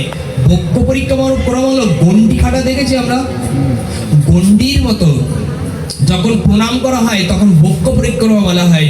তখন দেখলো যে কৃপা করে সবাই 50-60 জন একসঙ্গে বক্ষ পরিক্রমা দিচ্ছে, কিন্তু কারোর একবার উঠে দাঁড়িয়ে দেখে বালিকণা একজনের গায়ে নাই। ধুলি তো গায়ে মেখে যায়, ঘূর্ণিত হলে বালি গায়ে মেখে যায়, কিন্তু কারোর গায়ে এই বালি ধুলি দাঁড়াচ্ছে না, কিন্তু একজনের গায়ে দাঁড়াচ্ছে, সেটা হলো শ্রী শ্রী 108 মহন্ত মুরারি দাস বাবাজি মহারাজ। ওনাকে প্রশ্ন করা হলো, তো বাবা তোমার গায়ে দাঁড়াচ্ছে, আমাদের গায়ে দাঁড়াচ্ছে না কেন? বলছে এখানে যারা ধুলি করা জন্মগ্রহণ করেছে, না তোমরা ধুলি দেখছো, এরা কোটি কোটি জন্ম অপেক্ষা করেছে। গোবিন্দ, জন্ম যদি মানুষ গর্ভে নাও হয়, তাহলে বৃন্দাবনে ধুলিকণা হয়ে জন্ম দিও, যাতে কৃপা করে ভক্ত সেবা করতে পারে। এটা তো অলৌকিক কথা, এটা অলৌকিক কথা। ভক্ত হলেই কেবল ওই ধুলি গায়ে দাঁড়াবে, আর না হলে আমার মতো মাদিস্য জীব, আমি এটা পরীক্ষা করেছি, আমার গায়েও দাঁড়ায় না। যদি বৃন্দাবনে যান, এই কথাটা বলে রাখলাম, একবার পরীক্ষা করে দেখবেন, বৃন্দাবনে ধুলি দেখবেন কিন্তু সবার গায়ে দাঁড়াবে। এইগুলো আমাদের কেশিঘাটের একটা নক্ষত্রের ন্যায় উজ্জ্বল স্তরগুলো, এগুলো আমি শ্রবণ করেছি। আমরা যেখানে ছিলাম সেই স্তরে আবার চলে যায় হৃদদেশী অর্জুন, মনে আছে? ভগবান হৃদয়ে থাকে। দ্বিতীয় কথাটা কি বলেছিলাম বলেন? কি বলেছিলাম? কোথায় বিশ্রাম করে? আচ্ছা, ভগবান যদি ভক্তের মানে বিশ্রাম করে, মানে যদি ভগবান যদি হৃদয়ে থাকে, তাহলে বিশ্রাম কোথায়? বিশ্রামাগার কোথায়? বৃন্দাবনে। মন্দিরে কোথায় বিশ্রামাগার ভগবানের? সুন্দর খাটে, পালঙ্কে। একটু বলুন না, সেবায় যারা করেন নিজে হাত দিয়ে এগুলো চেতনা চিত্তে লিখে নিয়ে যান। কোথায় বিশ্রামাগার ভগবানের? আপনি বালি দিতে পারেন, ক্যাথা দিতে পারেন, সবকিছু ফুল দিয়ে বরণ করতে পারেন, ভগবান ওখানে যদি বিশ্রাম না থাকতেও পারে, ওই স্থানে ভগবান বিশ্রাম না থাকতেও পারে, থাকতেও পারে, কিন্তু একটা জায়গায় বিশ্রাম তিনি করেই চলেছে। কোথায় সেটা? কোথায় সেটা? এগুলোকে অলৌকিক লীলার একটা মহিমা। কোথায় সেটা?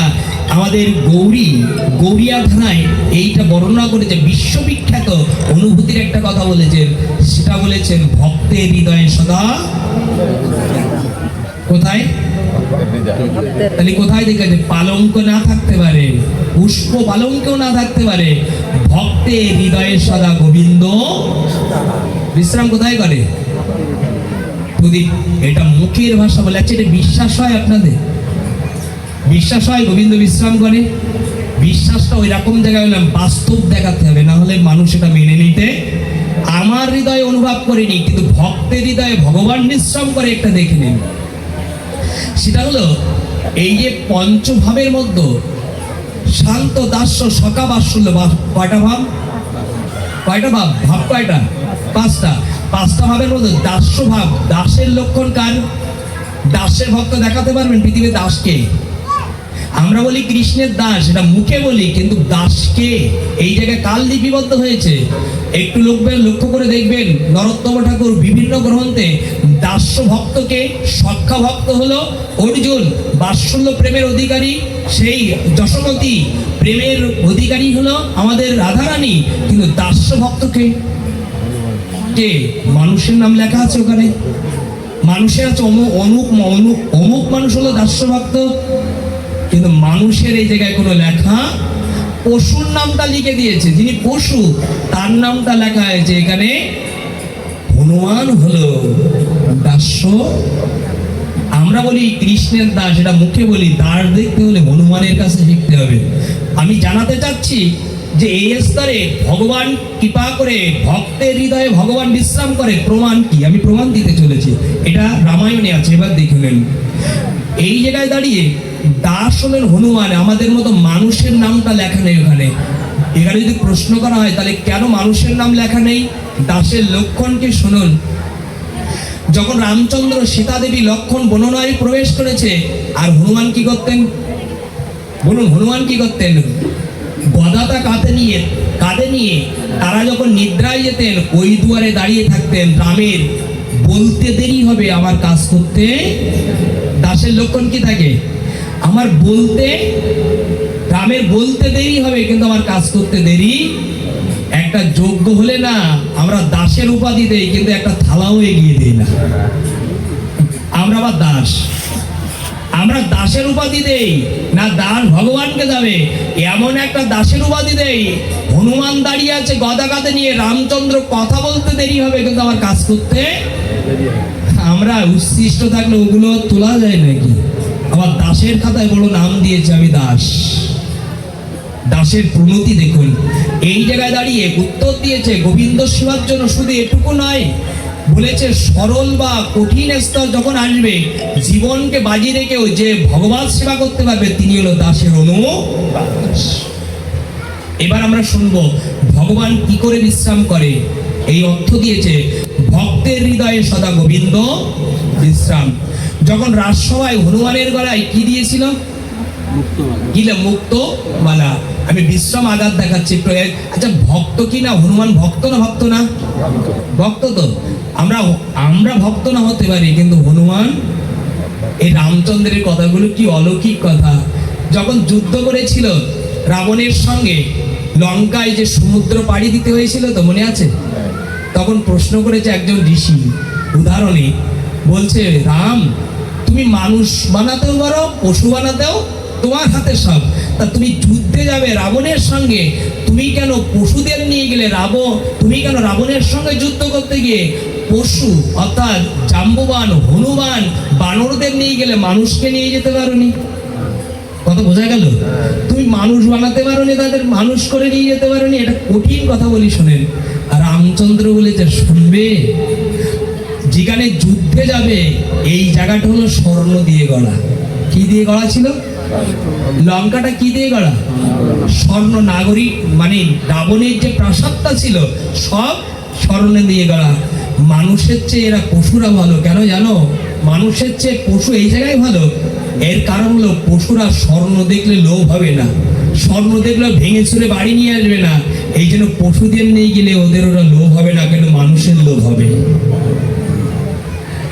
কথাগুলো বুঝতে পারছেন? মানুষ যুদ্ধ করতো না, মানুষকে নিয়ে গেলে ওটা ভাঙাচোরা শুরু করতো, কিন্তু পশুরা ওটা বোঝে না। এই জন্য পশু করে নিয়ে গেছে যাতে যুদ্ধে জয়লাভ করতে পারি।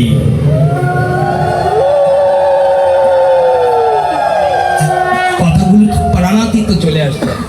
আমরা বলতে চাচ্ছি ভগবান কৃপা করে ভক্তের হৃদয়ে ভগবানের বিশ্রাম। এই স্তর দিয়েছে স্থগিত করে। রাজসভায় যখন মুক্তোর মালা দেওয়া হলো হনুমানের গলায়, হনুমান দেখলো যে এর ভিতরে আমার গোবিন্দ বিশ্রাম করে। আচ্ছা, মুক্তোর মালায় ভগবান থাকে? বলো না, থাকে কি উনি কামড়িয়ে দেখলো, উনি চিকিয়ে চিবিয়ে চিবিয়ে দেখলো। এখানে অনেক লীলা, আমি অধিক যাব না। আমার আরেকটা পয়েন্ট বা স্তর আমাদের আলোচনা করতে হবে।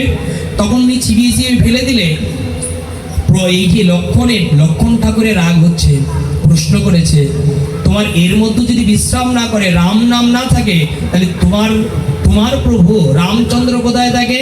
বলছে আমার হৃদয়ে তার বিশ্রাম, তার অন্য জায়গায় কোথায় আছে নাম? বলছে আমার হৃদয়ে আছে, তিনি সেখানে বিশ্রাম করে। বলছে তুমি দেখাতে পারবে? আমি প্রমাণ দিতে চলেছি কি, যদি ভক্তের হৃদয়ে ভগবান বিশ্রাম করে সেটা দেখানো যাবে। এবার দেখতে পাচ্ছেন, এতক্ষণ মুখে বলছি, এবার দেখতে পাচ্ছেন। বলেছে লক্ষণ ঠাকুর বলে দেখাতে পারবে যে রাম ঠাকুর আর সীতা দেবী তোমার হৃদয়ে বিশ্রাম করছে। বলছে শুধু ওনারা দুজন নেই লক্ষণ ঠাকুর, তুমিও আমার হৃদয়ে আছে, দেখাতে পারবে? বলছে হ্যাঁ। বলছে দেহটার ভিতরে যদি ভগবান, আমি যদি ভক্ত দাসের হয়ে থাকি আর এই দেহে যদি ভগবান বিশ্রাম করে, আমার বিশ্বাস আমার প্রভু আমার মধ্যে রাজসভায় সবার সম্মুখে হনুমান নখ দিয়ে বুকটা ধরে কৃপা করে চিরে ফেলে জগৎকে দেখালো, দেখো ভক্তের হৃদয়ে ভগবান বিশ্রাম। জগৎ দেখলো কিনা? তাহলে ভগবান কি বিশ্রাম করে কোথায়? ভক্তের হৃদয়ে। তাহলে দীনবন্ধু দাদা সহ তার পিতামাতা কি এটাকে কাজ খারাপ করেছে? এখানে ভক্তের হৃদয়ে ভগবানকে কোথাও না পেলে ভক্তের নিকটে পাবে, ভক্তের হৃদয়ে পাবে। এই জন্য বিশ্রাম আকার হলো ভক্তের অনুভূতির ন্যায়, অনুপ্রেরণার ন্যায়। এতক্ষণ যেখানে ছিলাম ভগবান হৃদয়ে থাকতে পারে, ভক্তের হৃদয়ে তিনি বিশ্রাম নিতে পারে, কিন্তু তিনি জাগে কখন? বলুন না, জাগে কখন? তিনি ঘুমায়, থাকে, জাগে কখন? এই কথাগুলো জানা দরকার না? জানবো না? কষ্ট হচ্ছে না তো কারণ? তো জাগে কখন এটা জানতে হলে দশম স্কন্ধে প্রবেশ করতে হবে। দশম স্কন্ধে ভাগবতের খুব বর্ণনা দিয়েছে জাগে কখন। দামোদর ব্রত করেছি আমরা, বলুন না, দামোদর ব্রত করেছি। দামোদর ব্রতের লীলার মধ্যে চলে যান, তাহলে বুঝবেন ভগবান জাগে কখন।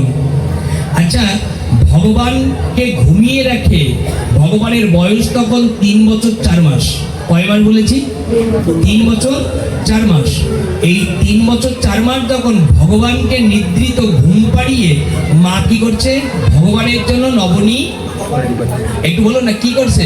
নবনী তৈরি করছে। যারাতে বারবার ধাক্কা দেন না, আস্তে আস্তে যদি কোনো ভক্ত কৃপা করে এগিয়ে আসুন। দীনবন্ধু দাদা সকল ভক্তের মনোবাসনা পূর্ণ করতে যাচ্ছে, অনেক ভক্ত দাঁড়িয়ে আছে, অনুরোধ করছে আপনারা একটু এগিয়ে আসুন, একটু এগিয়ে আসুন, তবে সকল ভক্তের একটু বসার সুবিধা হবে। জয় রাধে, আস্তে আস্তে। জয় শ্রী রাধে, জয় নিতাই, জয় গৌ হরি বল। জয় জয় ভক্তের প্রীতি প্রেমানন্দে হরি হরি বল। জয় জয় হনুমান ভক্তের প্রীতি প্রেমানন্দে হরি হরি বল। জয় জয় পৃথিবীর কল্যাণ তত্ত্বে শ্রী শ্রী নিতাই গৌর প্রীতি প্রেমানন্দে হরি হরি বল। খুব দ্রুত এই জায়গা দাঁড়িয়ে আমরা স্তরে অনুভব করছি, এখান থেকে আরেকটা জায়গায় আমার এখনো যেতে হবে। তবে আপনাদের দিকে আমি লোভ সামলাতে পারছি না, মানে আপনারা যেমন চাতকের ন্যায়, খোদার ন্যায়, এই মনে হয় এ সময় আমার মনে হয় খোদা কারোর নেই, এ সময় খোদা কারো আছে মনে হচ্ছে। কথা যদি একবার যেতে পারে, পরীক্ষিত মহারাজের 7 দিন পাঠ শুনেছিলেন, 7 দিনে তার খোদা প্রস্রাব পায়খানা কিছু, একে বলাই পাঠ। এখন 2টোর উদ্যোগ বেজে গেছে, কিন্তু তার কারোর খোদার কথা মনে নেই। এই হলো পাঠের তৃষ্ণা। এই কারো যদি ক্ষুধা লাগে বলুন, পাঠ বিশ্রাম দিয়ে দিই, আমরা একটু স্তর অনুভব করবো। তাই বলে অতিরিক্ত নয়, আমরা অধিক সময় নয়, এই স্তরে দাঁড়িয়ে না আমরা এই স্থমিত রাখবো। সেটি হলো যেখানে দেখাচ্ছে আমাদের স্তর হলো ভগবান জাগে কোথায়। এই জাগা কথাটা বলেই পাঠ বিশ্রাম দেখছি। একটু পারলে একটু নয়ন স্ফুরের মধ্যে মিশ্রিত করে দিতে পারে, আমার একটা লীলায় প্রবেশ হচ্ছে। একটু লক্ষ্য করুন, ভগবান যখন 3 বছর 4 মাস বয়স, তখন এই দামোদর ব্রতের লীলার সৃজন যশোদার মায়ের মাধ্যমে হয়েছিল। কিন্তু মা যশোদা যখন এই গোপালকে দুগ্ধ খাবিয়ে তাকে স্নেহ মমতার স্বরে নিদ্রায় দিয়েছে, ভগবান নিদ্রায় গেছে। যশোদা মা তিনি নবনী অর্থাৎ দুগ্ধ মন্থন করছে। দুগ্ধ মন্থন করছে আর কি করছে? আমার এই লীলাগুলো 1 মাস শুনেছেন। দুগ্ধ মন্থন করছে আর কি করছে ভগবানের জানা আছে? কি করছে? ভগবানের কায়মনোবাক্যে ভগবানের নাম করছে। এই নামটা একটু দেখে নিন। আমরা চৈতন্য মহাপ্রভু আবার এই কথা বলে গেছে, যেমন ভাগবতে এই কথা বলা আছে, চৈতন্য মহাপ্রভু বলেছেন, হাতে করো গৃহকর্ম, মুখে বলো হরি, অনায়াসে যাবে তুমি ভব নদী পারি। উত্তর দিয়েছে, গোপীরা কি করতেন জানেন? গোপীরা বৃন্দাবনে মা যশোদা কি করতেন জানেন? তারা গাবি দহন করতেন, গরু দহন করতে দেখেছে, দুধ দুধে দেখেছি আমরা। দুধ যখন বালতিতে একটু বেশি হয়ে যায়, ওই দুধের পরে দুধ পড়লে একটা শব্দ হয়, হয় কিনা? ঘর ঘর ঘর ঘর একটা শব্দ হয়, দেখেছি তো, শুনেছি আমরা। তো গোপীরা কি করতেন? ওই ঘর ঘর শব্দের সঙ্গে আর একটা তাল মিশিয়ে কি করতেন জানেন? গোবিন্দ গোবিন্দ গোবিন্দ বলতেন। মানে হাতে কাজ আর কাজের সঙ্গে আমার নামও চলবে, একে বলে হাতে কাজ আর মুখে নাম। ওই ঘর ঘর ঘর ঘর শব্দের সঙ্গে মিশিয়ে তারা বলতেন গোবিন্দ গোবিন্দ গোবিন্দ। বললে কি হতো? তারা তন্ময় হয়ে যেত, তারা আনন্দ পেত, কাজের মধ্যে কখনো কষ্ট হতো না। ওই কষ্টটা গোবিন্দ নিতেন আর ভক্তকে আনন্দ দিতেন। এই হলো গোবিন্দের নামের পরম আনন্দের স্তর। তো স্তর দিচ্ছে কৃষ্ণের খাদ্যের জন্য, আহারের জন্য, শিবার জন্য মা কৃপা করে কায়মনোবাক্যে দধিমন্থন করছে, আর মুখে জগৎকর্তা ব্রহ্মাণ্ডের মালিক যিনি, সেই কৃষ্ণের নামটা মুখে করছেন। যখন তিনি বারবার নাম করতে করতে কায়মনোবাক্য হয়ে গেল, চোখের জল ভক্তি প্রেম এসে গেল, তখন কৃষ্ণ বলছে, মা আমাকে একদিকে নিদ্রায় রেখেছো আর একদিকে আবার জাগরণও তুমি করার চেষ্টাও করছো। আমি কি বলেছি? ভগবান জাগে কখন? কথা বুঝতে পারছেন? কথাগুলো লক্ষ্য রাখবেন। তো ওখানে যখন মা কায়মনোবাক্যে হরিনাম করছে, ভগবানের নাম করছে, ভক্তি এবং প্রেম এসে গেছে, ভগবান বলছে আমার আর ঘুমিয়ে থাকা হবে। দেখেন জাগে কখন ভগবান, কখন ভগবান জাগে? তখন বলছেন, নাহাং তিষ্ঠাং বৈকুণ্ঠে যোগিনাম হৃদয়ের নচ মদ ভক্ত গায়ন্তি অত্র তিষ্ঠামি নারদ। ও নারদ, আমি বৈকুণ্ঠেও থাকি না, যোগীগণের হৃদয়েও থাকি না। কোন ভক্ত যদি আমার নয়ন জলে, কোন ভক্ত যদি একটা তুলসী পাতা পুষ্প চয়ন করে হা গোবিন্দে নম বলে নয়ন জল দিতে পারে, আমি সব কিছু ছেড়ে, নিদ্রা ছেড়ে আমি কৃপা করে জেগে যাই। ভক্তের কৃপা করার জন্য আমি গোবিন্দ জেগে যাই। গোবিন্দ জাগে কখন? আমরা বুঝতে পারছি লীলাটা, শাস্ত্রযুক্ত আলোচনা। ভগবান জাগে হলো কোন ভক্ত যদি ভগবানের নাম করতে করতে, গোবিন্দের নাম করতে করতে একবার এক ফোঁটা নয়ন জল দিতে পারে, গোবিন্দ হৃদয় থেকে জেগে দাঁড়ায়। জাগলে কি হয় জানেন? শুনুন কথাগুলি। ভগবান যদি একবার জাগাতে পারেন, হৃদয় থেকে জাগাতে পারেন, কি হবে জানেন? বলছে সব জায়গা থেকে ছেড়ে গিয়ে আমি ভক্ত যেখানে আমার ডাকে নয়ন জল ছেড়ে দেয়, আমি আমার যুগীগণ বৈকুণ্ঠে গোলক স্বর্গ ছেড়ে পুরী গ্রহণ হলেও, ভক্ত দেখতে না হলেও নয়ন জল যদি ভেসে যায়, আমি ওই ভক্তের নিকটে পিছু পিছু যাই, যাতে কৃপা করে তার কল্যাণ হয়। ভগবান যখন জেগে গেছে না, নাম শুনে, এই কথাটা কে বলেছেন জানেন? নজরুল বলেছেন, নাম শুনে যার এত প্রেম জাগে, নাম শুনে যার এত প্রেম জাগে, না জানি তার দেখতে কত আরো মধুর। নাম শুনে যদি চোখে জল আনে, তাহলে সেই হরি নামে না জানি কত প্রেম মধুর, সেই হরি দেখতে আরো কত প্রেম মধুর। লালা, কতদিন তোমার সেবা দেই, অন্ন ব্যঞ্জন ফল দেই, আড়ালে আড়ালে আর কতকাল রবি। মা যশোদার যেমন দেখা দিয়েছ, আর রাধারানীকে যেমন দেখা দিয়েছ, কৃপা করে ভক্ত করে নাও, যেন সাক্ষাৎ তোমাকে নিত্য সেবা করতে গিয়ে আমরাও যেন কৃপা করে তোমায় দেখতে পারি। দেখুন না, ভগবান যখন জেগে গেছে না, যশোদা মায়ের কাছে গেছে, ও মা, মা।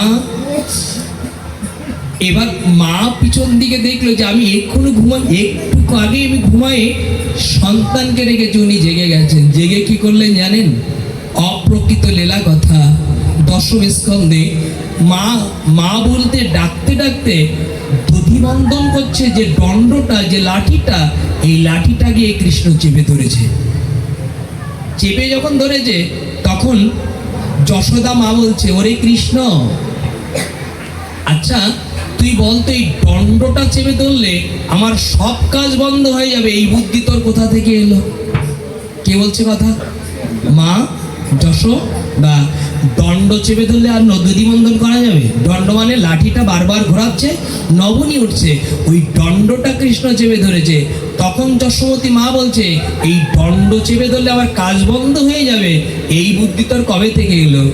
মনে মনে কৃষ্ণ বলছে, ও মা, ধ্যান, যারা ধ্যান করে, তপস্যা করে, সকল দেবতাগণ আমার কাছ থেকে বুদ্ধি নেয়, আর তুমি আমার কাছে জিজ্ঞাসা করছো বুদ্ধি তো কোথা থেকে এলো?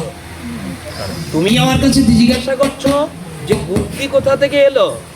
ও মা, ও মা, এই বুদ্ধি, জয় রাধি, এই বুদ্ধি কোথা থেকে এলো? শুধু একটু কথাগুলো শুনে রাখুন। এই কথার মাধুর্য দিয়েছে, যদি কেউ কোনো ভক্ত ভগবানকে জাগাতে পারে, ভগবান বলছে আমি তার হাতের কাজ বন্ধ করে দিই, আমি আর জগতের কাজ তাকে আর করতে। খুব মন দিয়ে লক্ষ্য করুন, ভগবান বলছে জগতের জীব যদি হরি নামে প্রেমে ভক্তিতে আমার একবার জাগাতে পারে, মার যেমন আমি সব কাজ বন্ধ করে দিয়েছি, আমিও কৃপা করে সেই ভক্তের সব কাজ বন্ধ করে দিয়ে আমার সেবার অধিকার দিয়ে দিই, যে সে সেবা আমার করতে। সেবা এমনি এমনি হয় না, সেবা এমনি এমনি হয় না, সেবাটা গোবিন্দ কৃপা করে, এই জন্য আপনি আমি করতে পারি। অর্থাৎ জানাচ্ছে যিনি আমার নাম করে ওই শরীরটা আমার সেবার উন্মুখ করে নেই। তাই বলেছে যিনি আমার জাগাতে পারে, আমি তার এই জগতের কাজ আমি করাই না। একটু সেবা করবেন, ভগবানকে একটু প্রেম দিয়ে ভক্তি দিয়ে জাগাবেন। এবার শুনুন, দণ্ডটা চেপে ধরলে কি হলো জানেন? বন্ধ হয়ে গেল। বন্ধ হয়ে গেলে না, এবার দেখলো যে এ থেকেও মা কাজ বন্ধ রাখছে না, হচ্ছে নবনী মাখন তুলতে হবে। কৃষ্ণ একটু ভয়, কৃপা করে পরে আবার কৃপা করে তোকে আবার কোলে নেব। তখন কৃষ্ণ দেখলো মা তো জড়জগতের বন্ধন থেকে মুক্ত করতে পারলাম না।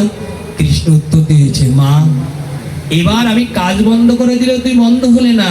এবার কৃষ্ণ বলেছেন, মা আমি দুধ পাবো, আমার ক্ষুধা লেগে গেছে, আর আমি দোষ হইতে। আচ্ছা এবার বলুন তো কাজ বন্ধ হবে কিনা? বন্ধ হবে তো। কেন বন্ধ হবে? ছেলের যদি ক্ষুধা লাগে তখন আর মার অন্য কাজ ভালো লাগে না। উত্তর দিয়ে একটা উদাহরণ দেওয়া যায় এখানে, শুনে রাখুন। ভগবানকে পাওয়ার উচ্ছ্বাস উদ্দীপনাটা কোথায়? ছোট্ট একটা সন্তান, এই ব্যাপারটা একটু হৃদয়ে রাখবেন, এটা উদাহরণ। ছোট্ট একটা সন্তান নবপ্রস্ফুটিত, 3টে মেয়ের পরে একটা ছেলে হয়েছে, খুব আনন্দের সঙ্গে খুব প্রেমার সঙ্গে তাকে লালন পালন করছে, কিন্তু মা তার পাশে একটা বাস, ট্রেন, প্লেন, মাইক্রো দিয়ে বসিয়ে রাখলেন। এই খেলা যদি করে তাহলে আমার নিজের কাজ আমি করতে। আচ্ছা এগুলো করে কিনা মায়েরা? ছোট্ট সন্তানদের করে কিনা? তো এই যখন সব বিলিয়ে দিয়েছে, মা অন্য কাজ করছে। আচ্ছা সন্তান যদি ওই খেলনাগুলো নিয়ে খেলতে থাকে তাহলে মা কাজ করতে পারবে তো? বলুন না, করতে পারবে কিনা? এবার এটা জড় জগতের কথা, এবার আধ্যাত্মিক জগতের কথা শুনুন। আমাদেরও গোবিন্দ আমার পিতা, আমি তার সন্তান স্বরূপ, আমাদের খেলনার মতো সম্পত্তি দেয়, স্ত্রী দেয়, জমি দেয়, বিল্ডিং দেয়, চাকরি দেয়, ব্যবসা দেয়। বলছে এটাই নিয়ে যারা মত্ত থাকে, আমি গোবিন্দ তার থেকে অনেক দূরে থাকি। কথা বুঝতে পারছেন? আমি গোবিন্দ তার থেকে অনেক, সাউন্ডটা অনেক কমে গেছে, আমি গোবিন্দ তার থেকে অনেক দূরে থাকি। কোনো ভক্ত যদি, আচ্ছা সন্তান যদি সব খেলনাতে হাত দিয়ে পা দিয়ে কৃপা করে ছুঁড়ে ফেলে দেয়, আর যদি মা মা বলে কাঁদতে থাকে, তাহলে মাকে দূরে থাকে? উত্তর দিয়েছে, ব্যবসা বাণিজ্য যা কিছু আছে, যদি মোহ অহংকার ত্যাগ করে তুমিও কৃপা করে চোখের জলে গোবিন্দকে ডাকতে পারো, গোবিন্দ তোমার নিকটে এসে দাঁড়াবে। যদি তুমি কৃপা করে এই মোহ ঘুমিয়েছিলাম, ভগবান জেগে গেল, আর জাগার পর দুগ্ধপান করতে চাচ্ছে, আর দুগ্ধপান যখন চাচ্ছে তখন কৃপা করে মা যশোদা দেরি করলেন, কাজ বন্ধ করে যখন দুগ্ধপানে রত হলেন, আমাদের কৃষ্ণ দেখাচ্ছে। এই জায়গাটা একটু দেখে রাখবেন, এই জায়গাটি হলো দুগ্ধপানে যখন মত্ত হলেন, দুগ্ধপানে তিনি যখন কৃপা করে ভগবান কৃষ্ণচন্দ্র এই দুগ্ধপানের অনুনয় করে এগিয়ে গেলেন, জগতে দেখাচ্ছে, ওগো জগদীব, দুগ্ধের মতো হরিনাম দিয়েছি, দুগ্ধের মতো বৈষ্ণব সেবা দিয়েছি, তোমরা যদি পান করতে পারো তাহলে অনুরোধ হলো আমার মতো প্রেম পাবে। কিন্তু মানুষ এই পান করতে চাই কখন? আমরা এই লীলাটার অনুক্ষণ রেখে এই দৃশ্যাপ রেখে একটু লক্ষ্য করি, মানুষ কখন চাই যখন, তখন আর সময় থাকে না। একবার দেখিয়েছি ওখানে, দ্বিতীয় স্তরটা দেখে রাখেন, যখন মানুষ কৃপা করে জমের বাঁশি বেজে যায়, ঘর থেকে নামায়, নামানোর পর যারা কৃপা করে নিজে হাতে গোবিন্দের সেবা দেয়নি, মুখে হরিনাম করিনি, যে একা এসেছে যেদিন একাই যাবে, যেদিন কৃপা করে বাড়ি থেকে নামিয়ে সবাই খই ছিটিয়ে বলবে বলো হরি বলো হরি, সেদিন আমার একাই যেতে হবে, আর কেউ। শুনুন কথাগুলি, এই জায়গায় দাঁড়িয়ে আমরা গোবিন্দ দুগ্ধ পান করছে, আমরা দুগ্ধের মতো হরিনাম পান যদি করতাম, তাহলে গোবিন্দ যেন জানাচ্ছে তোমাদের আর ওই চতুর্জলায় উঠতে কেন। যুধিষ্ঠির মহারাজ এই আমার নামে আমার প্রেমে সর্বস্ব দিয়েছিলেন, এই জন্য সশরীরে নরক দর্শন করেছিলেন বটে, কিন্তু সশরীরে তিনি স্বর্গ থেকে আমার ধামে এসেছিলেন। কোনো মানুষ যদি এরকম ভাবে ভজন করে, তাহলে আর তাকে আর পুনরায় এরকম বলহরি বলতে, এই দেখো তত্ত্বগুলো কি দিয়েছে। তখন যখন বলহরি বলছে, আচ্ছা বলহরি যখন বলে তখন আর ঘরে রাখে কাউকে? বলুন না, ঘরে রাখে?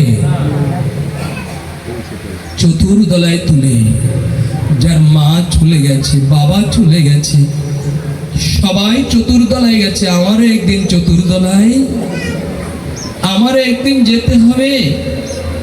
এই জায়গায় দাঁড়িয়ে ওই চতুর্দলার যাওয়ার আগে অনুরোধ করব, যেদিন হাত চলে যাবে না, পা চলে যাবে, আত্মা যদি চলে যায়, পা আর উঠবে না, হাত আর উঠবে না, চোখে আর বাড়ি ঝরবে না, সেদিন বলহরি হয়ে গেলে আর গোবিন্দ নাম করা যাবে না, গোবিন্দ প্রেম আকুতি দিয়ে ভক্ত সেবা করা যাবে। একটু দেখে এখন যখন চতুর্দলা চড়ে শেষবারের মতো চলে যাচ্ছে, একটু তাকিয়ে দেখুন, আমাদের হরিদাস ঠাকুর আজ কেড়াগাছির নিকটে পাঠ হচ্ছে।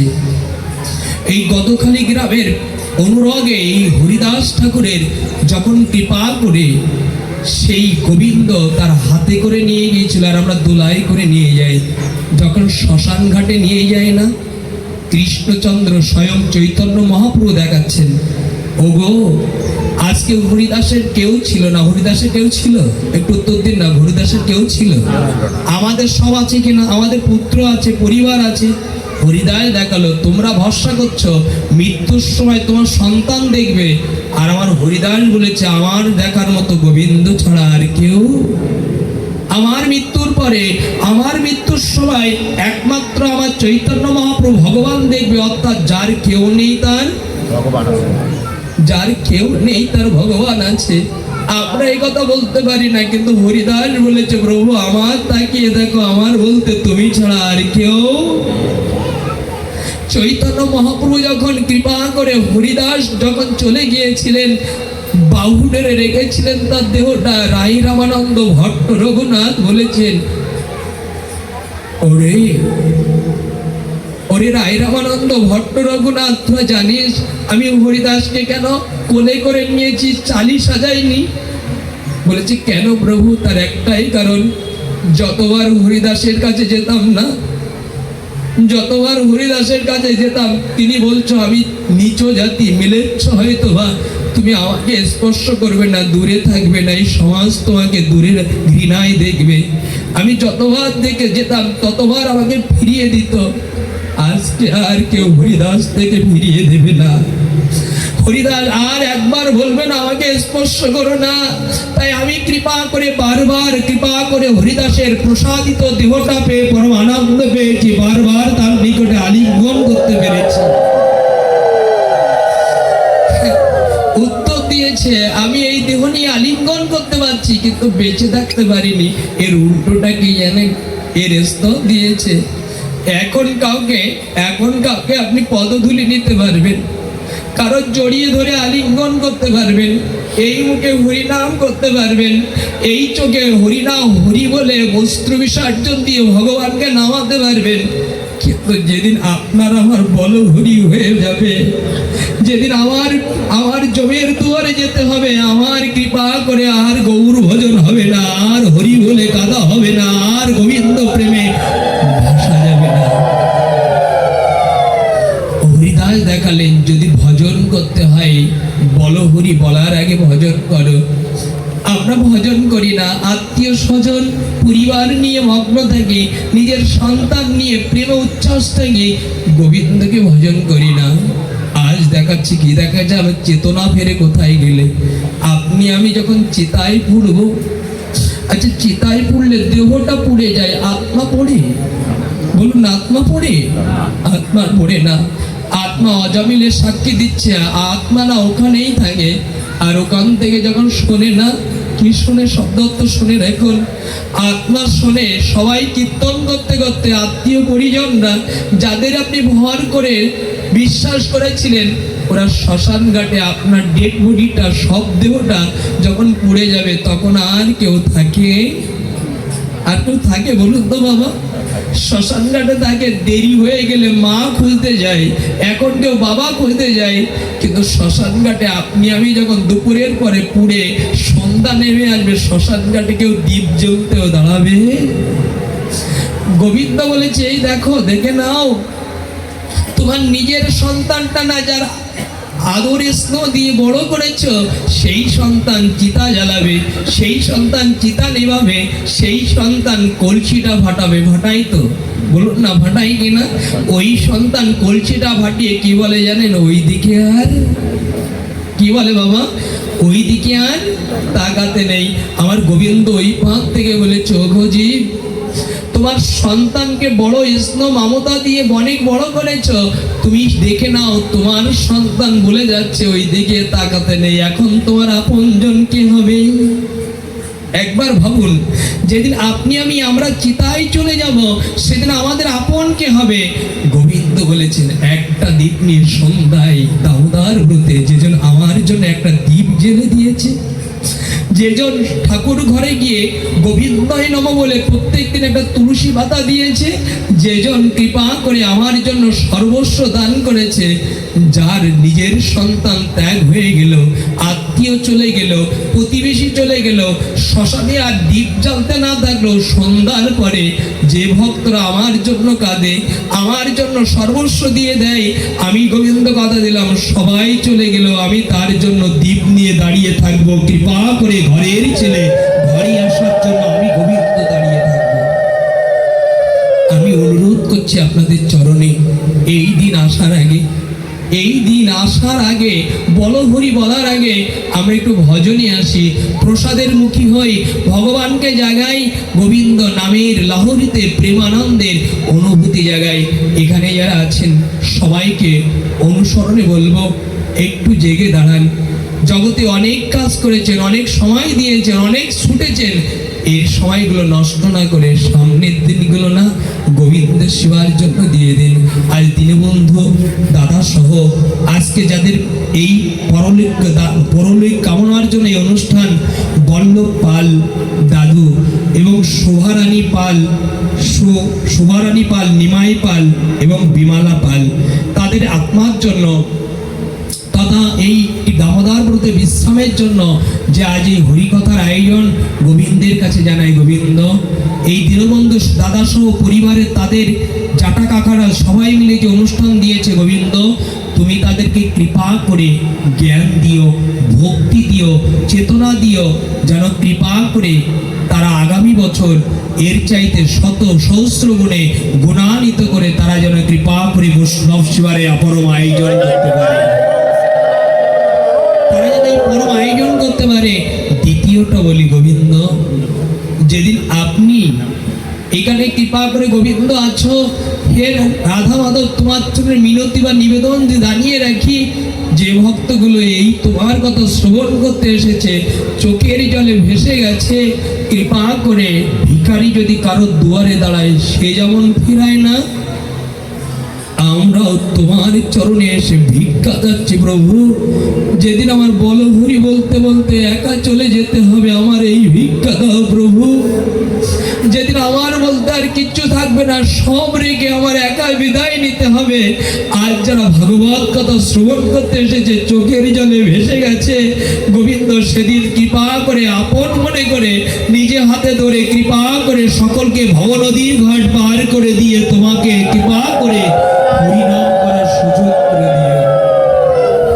আর যারা এখানে আসেন না, অনুরোধ করব, গোবিন্দ যদি আজ রাত্রে ঘুমালে কাল রাত্রে আর না জাগি না, এখানে যারা বৈষ্ণব সেবায় এসেছেন, সাধু সেবায় এসেছেন, আজকে চৈতন্য মহাপ্রভু হরিদাসের নির্জন পালন করে রাই রামানন্দ ভট্ট রঘুনাথকে বলেছেন, রঘুনাথ প্রসাদ পেয়ে সবাই চলে যাবে, আর কেউ দাঁড়াবে না, কিন্তু একটা জায়গায় একটা আমার কৃপা ভিক্ষা দে। কি জানিস, একটা প্রদীপ জ্বললে যদি আর একটা প্রদীপ নিভানো থাকে, তাকে স্পর্শ করলে যদি সাও জ্বলতে পারে, তাহলে এখানে সবাই চলে যাবে। যদি তাদের পরশে আমরাও জ্বলতে পারি, তাই আমি কৃপা করে একজন অপরজনকে একটু আলিঙ্গন করি। হয়তো বা কালকে আর আলিঙ্গন করতে পারবো না, কালকে হয়তো আর আমার হাত চলে যাবে, আর কাউকে আপন করতে পারবো না। হিংসা ভুলে গিয়ে, অহংকার ভুলে গিয়ে কৃপা করে নয়ন জলে বেশে একজন অপরজনকে আপন করে নিই, হয়তো বা কাল আর পারবো না। চৈতন্য মহাপ্রভু একজনকে অপরজনকে মহোৎসবের শেষে কৃপা করে যেন সবাইকে আলিঙ্গন করছে। আজ লালাবাবু জগৎ সেনকে ডেকে আলিঙ্গন করছে, পাপ হিংসা দূরীভূত করে বৈষ্ণব সেবার আলিঙ্গনের মাঝে গোবিন্দ কৃপা করে যারা দাঁড়িয়ে গেছে, তুমি সবাইকে কৃপা করো। সবাই দাঁড়াই।